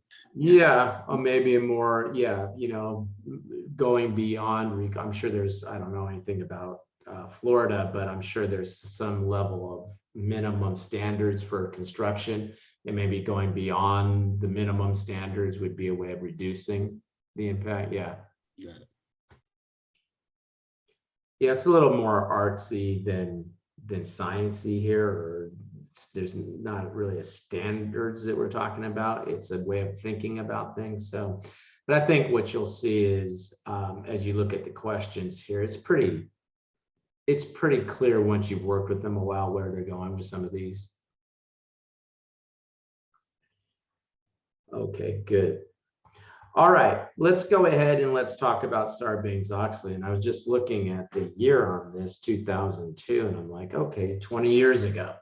Okay, so to you guys, this probably sounded like ancient history. To me, it seems like just yesterday that you had the Enron, WorldCom scandals, and Congress came down and said, okay, we're going to pass the Sarbanes-Oxley Act. Sarbanes was the Democrat, a senator. Oxley was the Republican, a House member. And they obviously got together to create the Sarbanes-Oxley Act, which was intended to address some of the shenanigans that went on in the early 2000s. And so you can see that they have these various titles, and it really, not necessary for you to know the requirements by title, but it is important for you to understand that it pertains to public companies, and it has provisions related to their financial reporting, calling out what some of the requirements are, what some of the potential penalties can be, like jail time and that and whatnot, all in effect to try to mitigate some of the problems, some of the shenanigans were going on in the area of financial reporting. Okay, so you take a look, and again, even though we're listing them by title, don't worry about the title, just worry about what some of the key provisions are. And when we're talking about corporate responsibility, we do start talking about something that's very, near and dear to accountants, which is the idea of audit and the responsibilities of audit committees. Okay, so audit committees are directly responsible for appointment, compensation, oversight, and work of the public accounting firm. And so there we're saying is, look, you have this public accounting firm, but the board of directors is the one that's going to hire, monitor, be completely responsible for getting these independent public accountants in there. So the independent external auditors report directly to the audit committee, and they are responsible, if there are any, for resolving disputes between the auditor and management. So again, the idea being that we don't want the company to be able to sit there and browbeat the auditors so that they lose a certain amount of their objectivity. We hope we kind of have the principal there. We have the judge, we have mom and dad that we can always go to and say, hey, we need some resolution in this issue, okay? Now, since the audit committee is going to be responsible for hiring, firing, monitoring the independent auditors, they need to be independent, okay? So audit committees may not accept compensation from the issuer. That's the public company that is coming under audit. Audit committee may not be an affiliated person of the issuer, okay? So that they can't exert influence, okay? Coming down, audit committees must establish procedures to accept reports of whistleblowers, okay? We're gonna see that there's some whistleblower protections that are gonna come up here in the Sarbanes-Oxley as well. Procedures must accommodate confidential, anonymous reports of employees of the public company, the issuers, and procedures must accommodate receipt and retention of complaints as well as a method to address those complaints. Coming over, taking a look at the next area down here, corporate responsibility for financial reports. And this really put CEOs, CFOs on notice that they are responsible for the financial reports, and they're literally going to have to sign representations that they have seen and received the report. It does not contain untrue statements. The financial statements are fairly presented, okay? Also, and this was sort of, something that really was different about Sarbanes, and that it started to do the work to try to link up the internal control work that the auditors are doing with the responsibilities of management. There was a little bit of a misnomer that entities could be a little bit reckless with their internal controls, and it was up to the auditors to come in and audit around problems with the internal control and just try to find what the errors and fraud were, putting more of the onus on the auditors to find those things.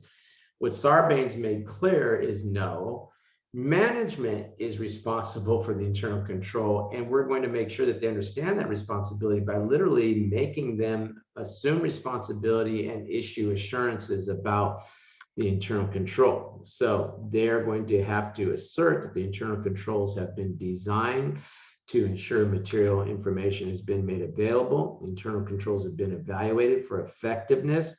The report includes their conclusions and the effectiveness of the internal controls. So they literally will have to sign off on those controls. So this is making it very clear that management has responsibility for the control, that they have listed significant deficiencies and material weaknesses. And notice, guys, the term now has flipped more to the auditing requirements than what we saw in the COSO discussion. Now we're using the term significant deficiencies and material weaknesses, and any fraud, regardless of materiality, has been disclosed. Okay, and they also, by signing, must also represent whether there have been any significant changes to the internal control. In other words, from the time that we actually signed this report, there could have been some things that were done to address some of those, and what were those changes. Now, if we have a problem with our financial reports and we need to restate them, and again, guys, issuers, this is all to public companies, then we're going to have to forfeit our bonuses and gains on sale of securities during the 12-month period. So that's sort of taking away some of the incentive that maybe there would be for any kind of shenanigans with the financial reporting. Coming over to the next page and looking at conflict of interest provisions, issuers are generally prohibited from making personal loans to directors or executive officers. And there are some exceptions for things that are in the normal course of business and whatnot, like loans in the normal course of business, that sort of thing. And the terms are not different from what's offered to the general public. But go ahead and flashcard those conflict of interest provisions. Okay, good. Come over and let's take a look at management assessment of the internal controls. So again, the management needs to assess the internal control themselves, and they need to call out problems and whatnot with that. And the requirement is that they issue a report, and that report be contained in the company's annual report. So management has to assess the internal control, and then alongside that will be the auditor's assessment of management's assessment of the internal control. So we're getting two reports on internal control, what management says about it and what the auditors say about management's evaluation of the internal control. And again, the criteria we use to make that assessment is what we talked about in the COSO section on the internal control earlier. So a statement that management is responsible for the internal control, assessment, and then the auditor must attest to management's assessment so that we get some independent consideration of that. So go ahead and flashcard that. I don't think that any of that is earth-shattering to you. At the time that these things came out, they were a big deal. Now it's kind of like, no kidding, yeah, public company, you have to have this stuff, okay? Now you come in and there needs to be a code of ethics for senior officers, okay? And interesting, I was on an audit some years ago looking at credit unions, corporate credit unions, and I ran into a corporate credit union that had some problems with employees and their relationships with the board of directors. And there was one employee that was basically going with one of the members of the board of directors, and that person started trying to tell the CFO and the CEO what's what, and the CFO and the CEO quit all of a sudden because they said we're not living under this. And when I asked the National Credit Union Administration, well, what is your responsibility for a code of ethics? They had none. And so I was having the problem in that when you have a finding, you have to have condition, criteria, cause, effect. And I was having a little bit of trouble with criteria because there's nothing in the federal statutes related to credit unions that said that they had to have a code of conduct. So what I used as my criteria was, well, look, Sarbanes-Oxley has requirements related to code of conduct. Why should credit unions be any different? And so that was what we used for the criteria on that particular finding. But anyway, there should be, code of ethics for senior officers under Sarbanes. Disclosure of audit committee financial expert, and I'm not trying to strike that out, I'm trying to highlight it, okay? And at least one member of the audit committee needs to be called out as a financial expert, okay? Financial expert through what? Through education, past experience, public accountant, okay? Knowledge of GAAP. Some of you are probably heading towards, the place in life at some point in time where you'll be, the financial expert called out on the board of directors of a corporation, public company, okay? So you can see obvious experiences and whatnot that are considered relevant to that, okay? And then, of course, the SEC is required to review disclosures made by issuers, including their annual report and their quarterly reports, and consider various things such as race statements, volatility in stock prices, market capitalization, emerging companies with disparities in price to earnings ratio, issues or operations significantly affect any material sector of the economy. These are some of the things that SEC would be doing, the Security Exchange Commission. Let's take a look at criminal penalties, okay, for altering documents. And the statute of limitations on that is no later than 2 years after this discovery and 5 years after the violation. And you can flashcard that. And then taking a look at whistleblower protection. An employee who lawfully provides evidence of fraud may not be discharged, demoted, suspended, threatened, harassed for providing such information. And they may file a complaint with the Secretary of Labor. Okay, so let's flashcard some of those whistleblower protections, including that Department of Labor could require that the employee be reinstated with back pay and compensation for any specific damages. So some whistleblower protection there. Again, you can almost kind of hear the act addressing some of the things. In the case of Enron, that was sort of what was going on, and that the employee was sort of blowing the whistle, and everyone kept saying, "Get away from me, kid, you bother me," rather than deal with it. Okay. And then individuals who knowingly execute or attempt to execute securities fraud will be imprisoned for not more than 25 years or both. So, don't do this stuff is basically what they're saying, right? And it's not only for individuals that commit, but those who conspire. Conspire means are involved somehow in the planning or the cover up. So even if you don't actually be the one that does it, if you were involved in any kind of planning or covering up of the problem, you also will be subject to fines and imprisonment. Okay. Okay, so I think, we've heard a lot about Sarbanes over the last several years. So just kind of a review there. I gave you some key things I'd like you to flashcard. And so let's go ahead and take a look at a couple of the questions on this.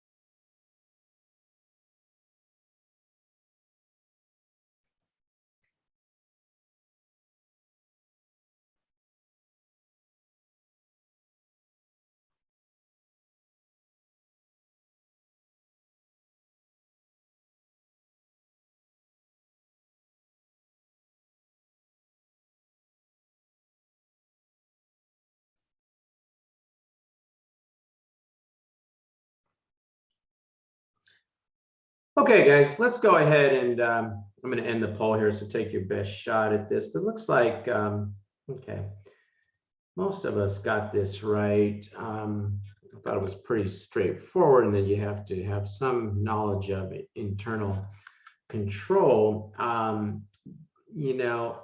When I looked at the responses, I saw a few folks picked B, and let's look at some of these other choices. Why not? Okay.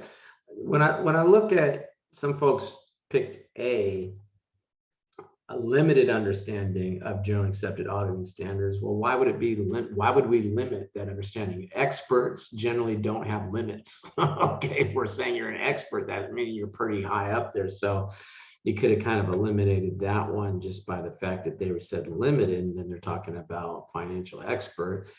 And then education and experience is a certified, and maybe you didn't read carefully, financial planner, certified public accountant. Yeah, that would be right if it was a certified public accountant. Certified financial planner is one that is licensed by not even, I'm not sure that's, I guess that's a state license. I don't know, but it's to provide investment advice, that sort of thing, but really has nothing to do with financial reporting that corporations come out with.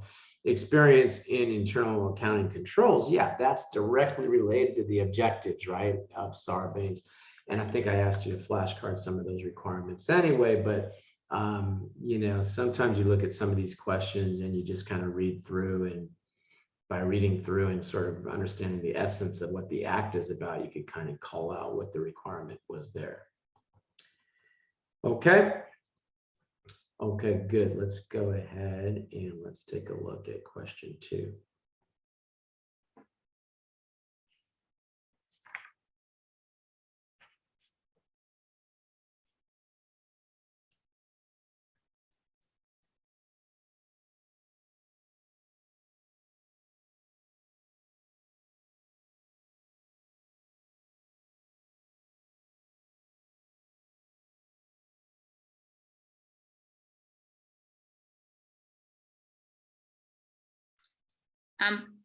Professor, I don't see a poll. at all. Oh, yeah, sorry. Thank you. Sometimes I forget to put the poll up. 1 second.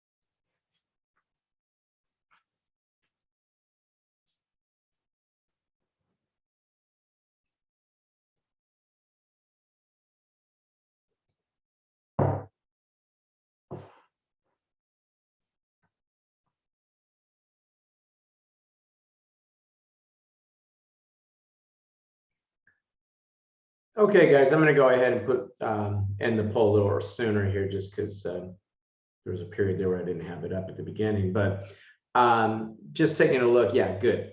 Most of us got it correct, and that was something that I specifically asked you to flashcard there. Some of these things that get into specific requirements of a legislation like Sarbanes, you really kind of need to bring down to a flashcard. So we had called that out as a requirement. Okay, so the answer is C.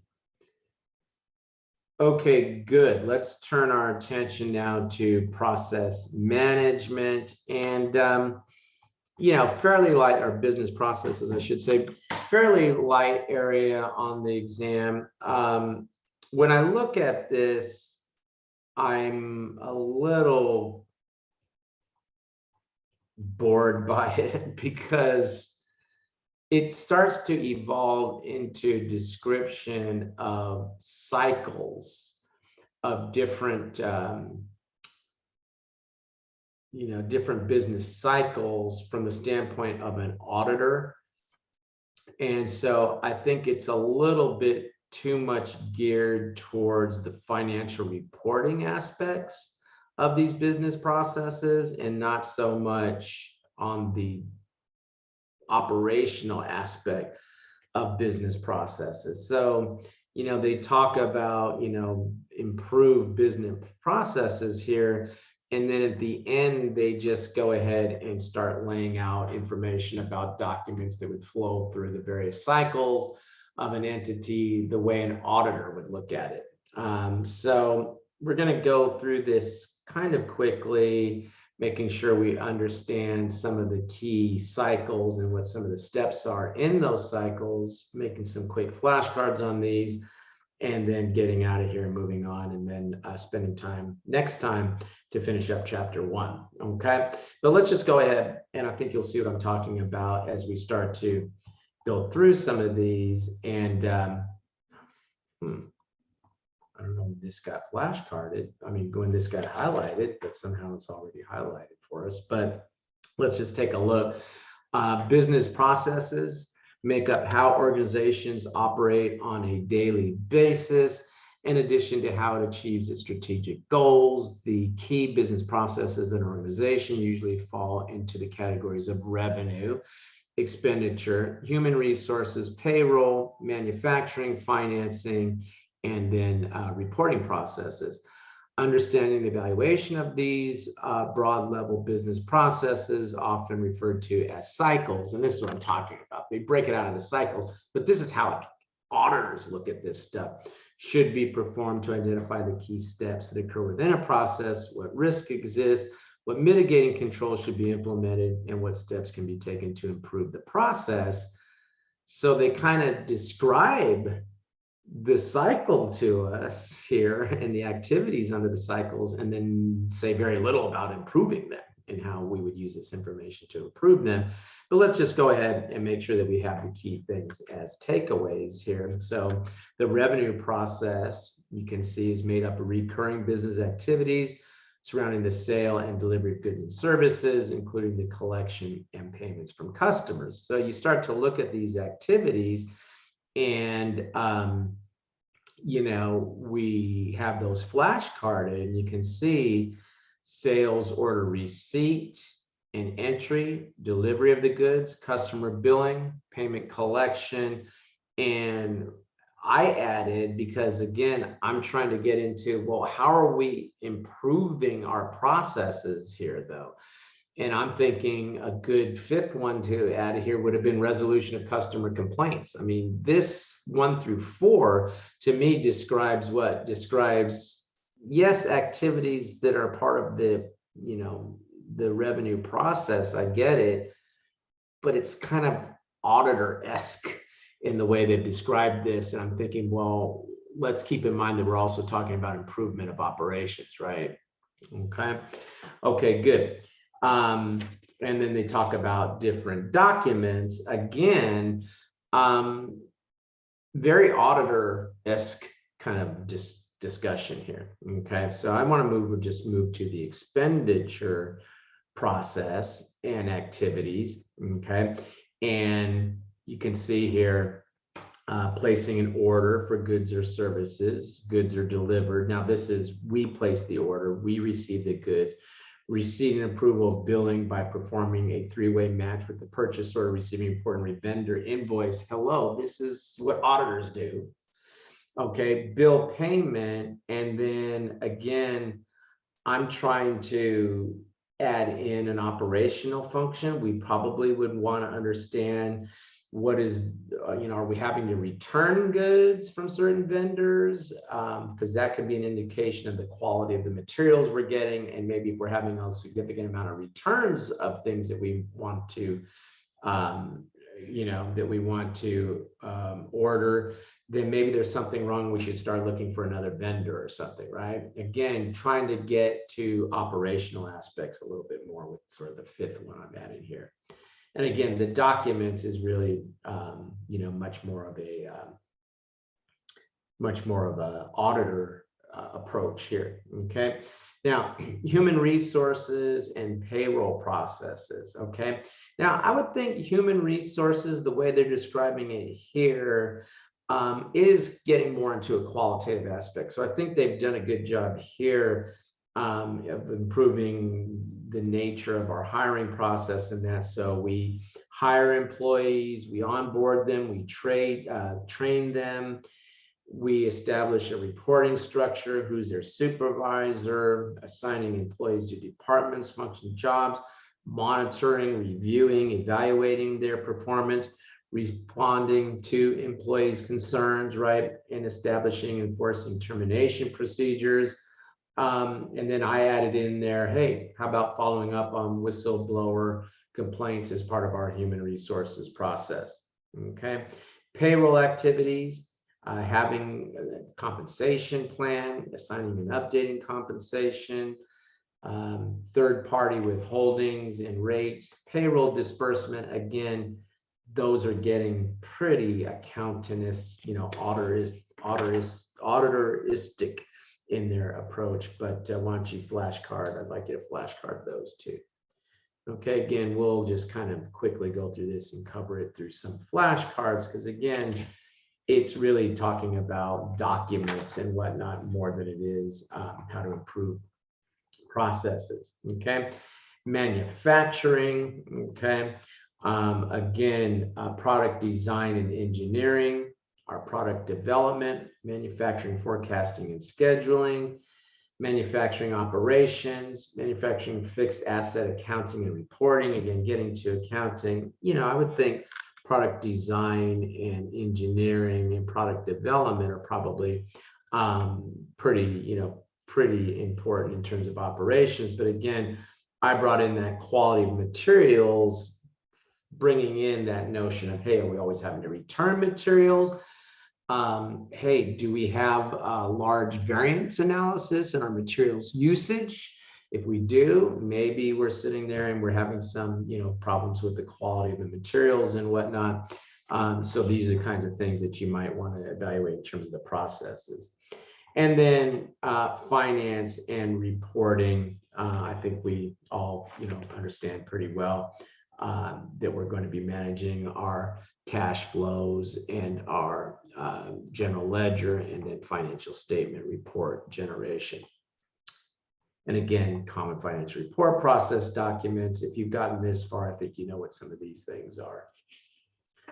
Okay, all right. Now, we talk about segregation of duties down here. Okay, and so I mentioned earlier when we talked about segregation of duties, the three things that we are trying to segregate is authorization, record keeping, and custody. Okay, so when you think of these duties that should be separated, think of it in terms of departments. So there should be what? There should be a department that's responsible for authorization. So go back to our expenditure cycle that we talked about.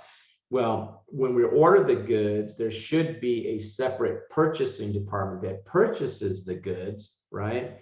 And then there should be a separate department, our receiving department, who receives what we have ordered, and then a separate department, the accounting department, who pays the invoice and that sort of thing. If you don't keep these separated, then someone could order something for themselves and use the company's account to pay for that. And if that same individual has custody, they just take it home, right? So you want to separate authorization, record keeping, and custody.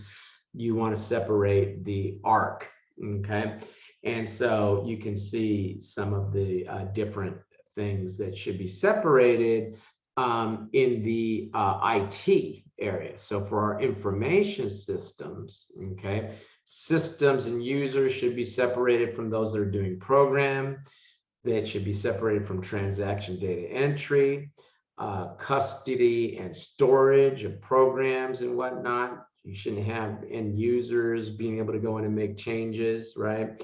Authorization responsibility, and then monitoring response for exceptions should be separated from, for example, the users who maybe the exception report is about some activity that they were involved in. And you come over, and on these last couple of pages, guys, they start giving us some really IT type controls, okay? So using consistent forms, completeness checks, verifications that all required data has been input. For example, if I am going to be inputting a certain amount of records, a system could say to me, well, look, tell us how many records you're going to put in before you put in the first one. And so I have to count, and I said, okay, well, I'm going to be inputting information for 30 records. I have to put that in first to tell it that I'm going to put in those 30 records. And then what'll happen is if I only put in 29, the system won't accept that day's work, because they'll say, no, you were supposed to put in 30 and you only put in 29, and it won't accept it. And it will force me to go and look for the one that I didn't put in. Reasonableness check. Hey, we've all have experienced some level of interaction with general ledger software. And as you well know, if you don't match your debit with your credit, the system won't take it, because that's not reasonable, because we know debits have to equal credits, right? Okay. Field check. Hey, you can't put numbers where you're supposed to put alpha.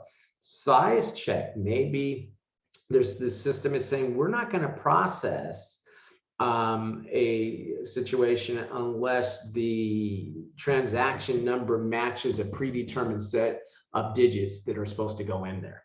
Okay. Processing control. Okay. Matching data, input, validation, utilizing record counts and reconciling input totals to batch totals. Again, if I'm supposed to put in 40 records, then I better put in 40 records. Okay. Standing data control. Standing data is a term utilized to describe master files or general data files that contain long-term data that does not change. And if that's the case, access and authorization controls, and they just won't let you in to make changes to parts of the system that are supposed to be maintained, or read-only rights. So you can look at the information in there, but you can't change it. And so we have only certain individuals that are allowed to make those changes. Change controls, regular backups, okay, periodic reconciliation of changes to the data, and review of employee access, authorization, and rights. You don't want somebody who's left the company to still have the right to make changes to some of these things. And then we talk about spreadsheet controls, locked cells, data value validation, regular backups, and then supervisory monitoring controls, organizational charts, hiring guidelines, supervision, form approval, continuing on, common detective, supervisory control review, key performance indicators, performance reviews, mandatory job rotation, and vacation. So I think you can see some pretty basic things, but I want to quickly review some of these with you. And then types of documentation. Okay, again, I can tell this was written by an auditor. Okay, the way they're describing this, but I guess the company could also have these things for internal use. So there could be a narrative that is a long written description of what all the controls and whatnot would be. That is usually appropriate for less sophisticated systems. If you have a more sophisticated system, you probably want data flow diagrams, essentially, which is, talking how the data will flow through a process, but flow charts, okay, which will not only talk about the flow of information, but also what any controls are over that. And then system interface diagrams essentially demonstrate how users and functions, both internal and external to the organization, interface. And then benefits of process documentation. And again, when I see things that talk about risks and benefits, you can always expect a flashcard request to come soon after that because, you know, these are the type of things that could come up in a written essay type question in your written communication. So data input steps signal the need for input edit checks. Manual processes may be included. It may include the need for supervisory control. Computer process should be reviewed for process integrity. Process concerning creation of documents, key decisions or approvals, description of activities by departments allow for visual review, segregation of duty, and diagrams may indicate potential inefficiencies, waste, errors, etc. Okay, all right, let's look at one more multiple choice question here. I guess we got a couple more multiple choice questions and then we're gonna adjourn for tonight, probably a little bit early. Don't get used to that. That generally won't be the case, but I don't want to start the financial module tonight. We'll save that for next time, but let's go ahead and let's take a look at this question.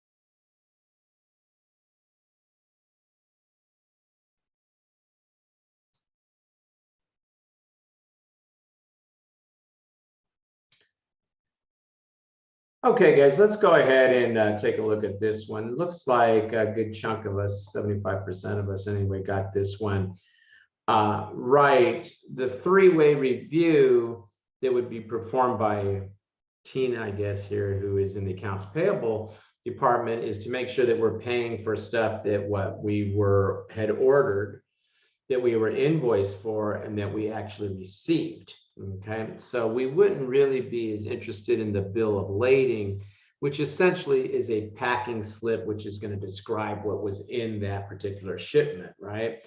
We are going to look at the receiving report, which is where our receiving department will literally look and count the goods and see that we received everything that should have been in there, right? And so we don't want to be, you know, being paying for things that we didn't receive.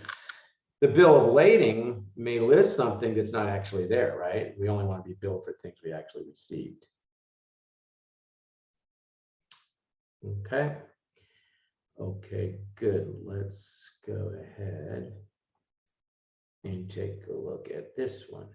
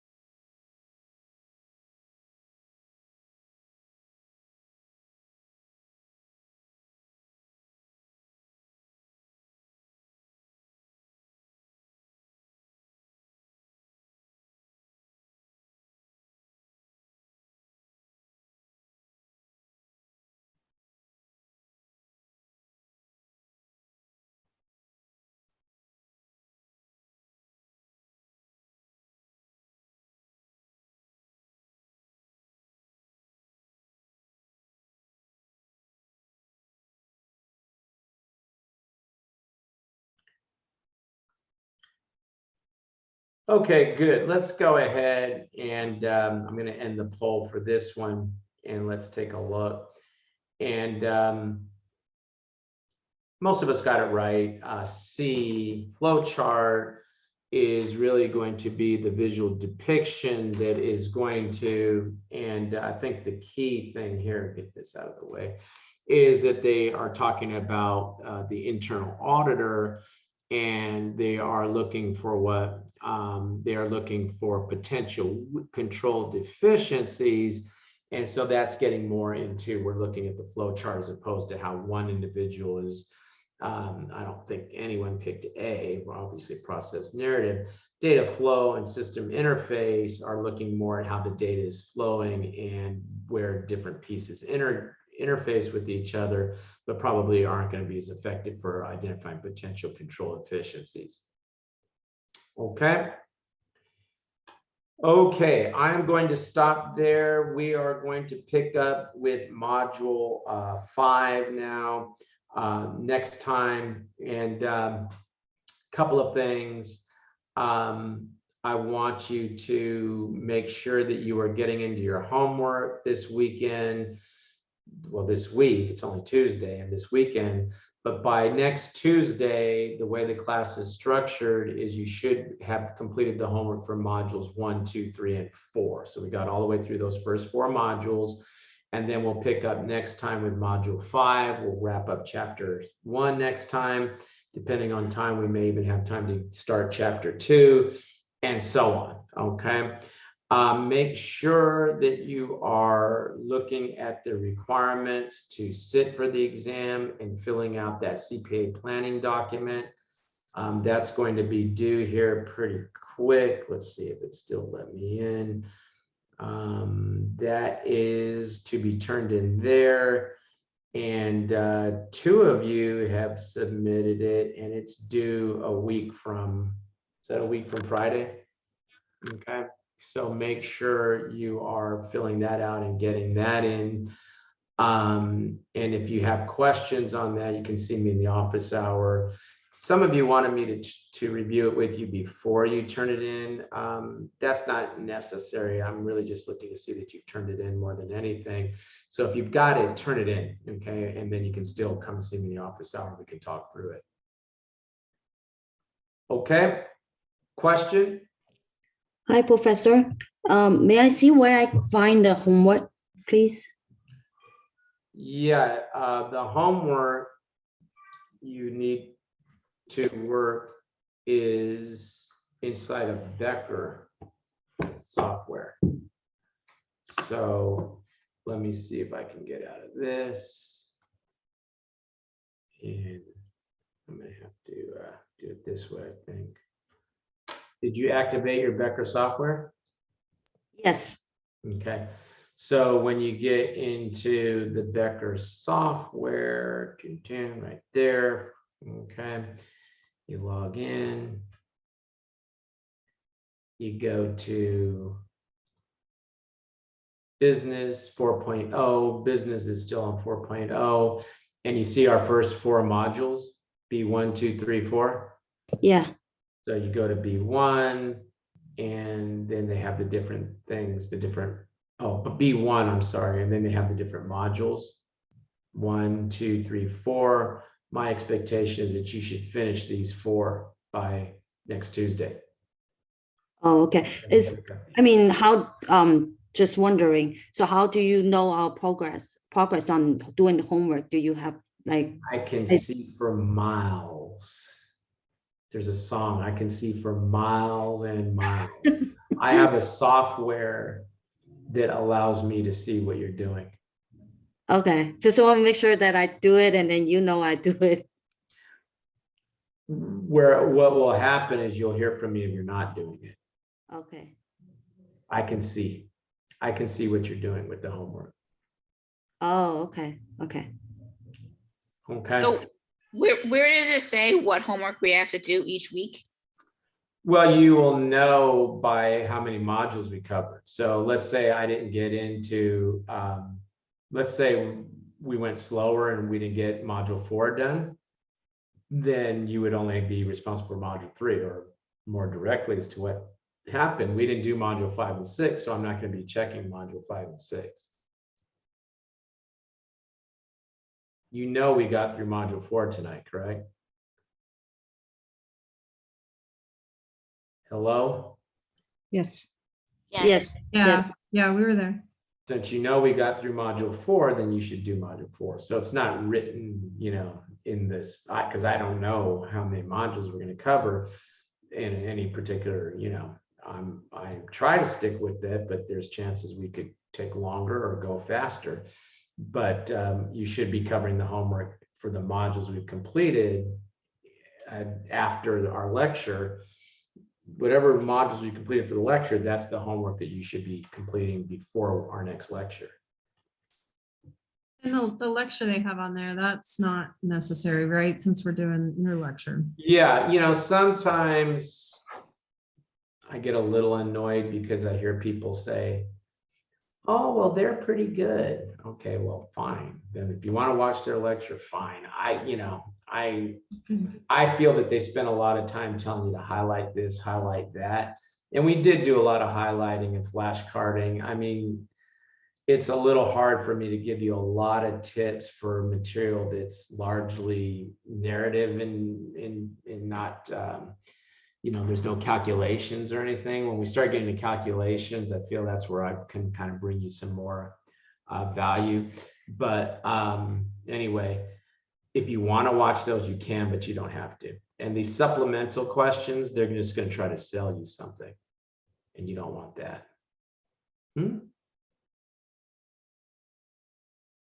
I think when you hit this, they're going to say, oh, huh? Does this work for you guys, these additional questions? I don't even have the option Okay. for supplemental questions. I just have Okay. lecture and MCQ. I guess, again, I'm special. Yeah, for sure. Yeah. Okay. So it's just the multiple choice question, the simulations. And we can keep answering the questions over and over again until we get Well, yes, but I don't recommend that. If you look at the how to study file, might be worth to look at that one more time. I've complained so many times, don't put that home button there that takes me out of the class that I'm in. To me, home means home of the page I'm in. But anyway, if you look at the syllabus,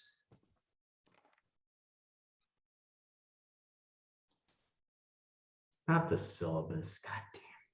Sorry guys, let's see. I don't want the syllabus. I want the how to study file. Right here. If you look at the how to study guide, not the syllabus.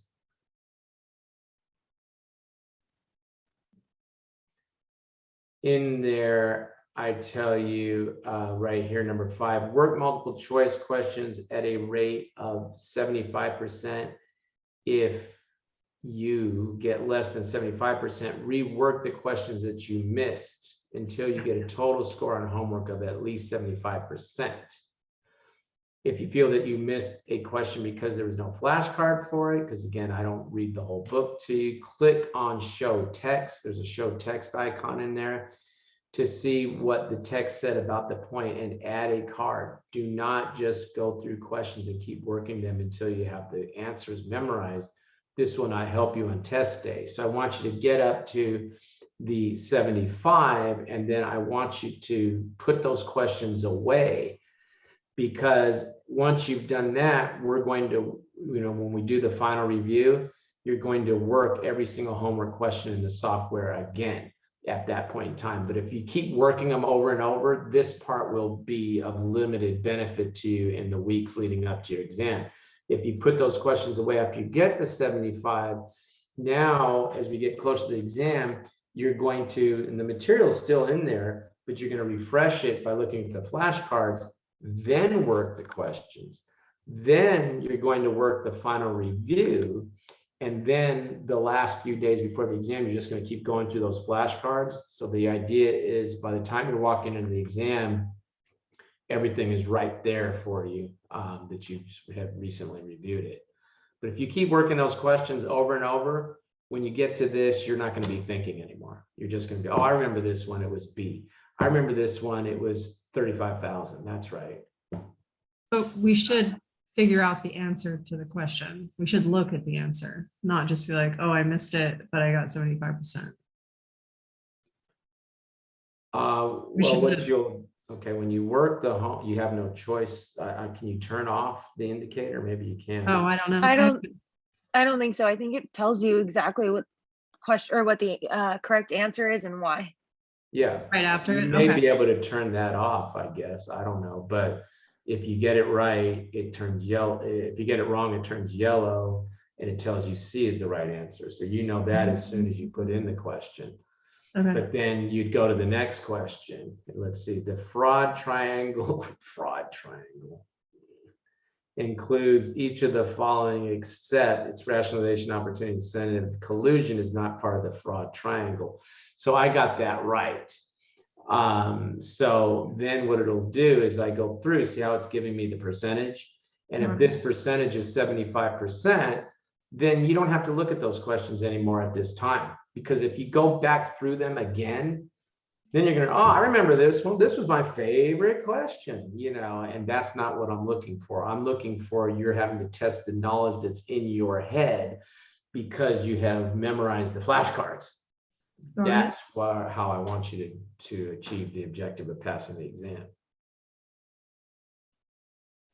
Thank you. Mhm. May I ask a question? Yeah. I received inside my package has a flashcard. Do we use this flashcard?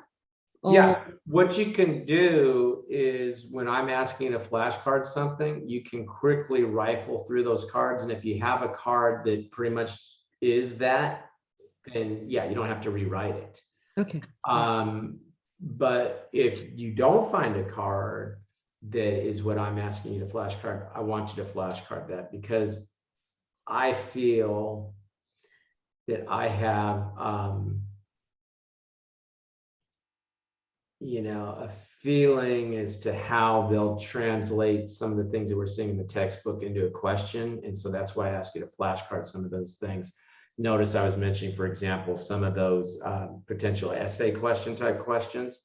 So if there's already a flashcard there then that you have, then you don't have to rewrite it. But there will always be some that I call out that aren't in that pile that you held up. And then don't throw those away. You can keep them as extra additional flashcards that you can look at maybe closer to your exam just to kind of, you know, get some extra batting practice on some of those things.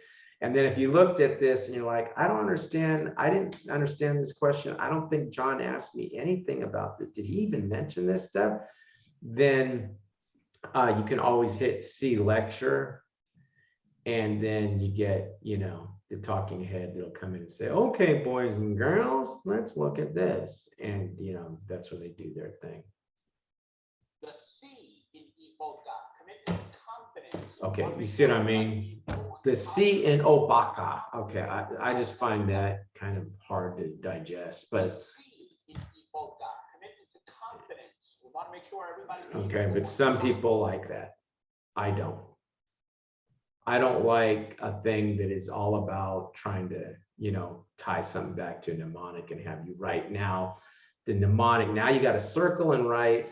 And I feel like they try to hypnotize you into that they're helping you by telling you what to mark up in your book as opposed to giving you some practical examples and whatnot. So, but it is there if you want to watch it.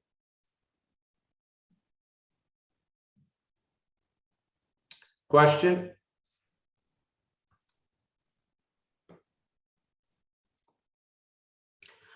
Okay, guys. Have a good week here, and I will see you either. How many of you are not in the auditing class, just to get a sense? Okay, so looks like for most of you, I will see you in the auditing class, but if not, I'll see you on Tuesday. Otherwise, I'll see you on Thursday, and it's going to be just like this on Thursday. We'll start chapter 1 of the auditing section. Okay, guys, have a good rest of the evening. You too. Thank you. Thank you. Thanks so much. Bye-bye. Thank you.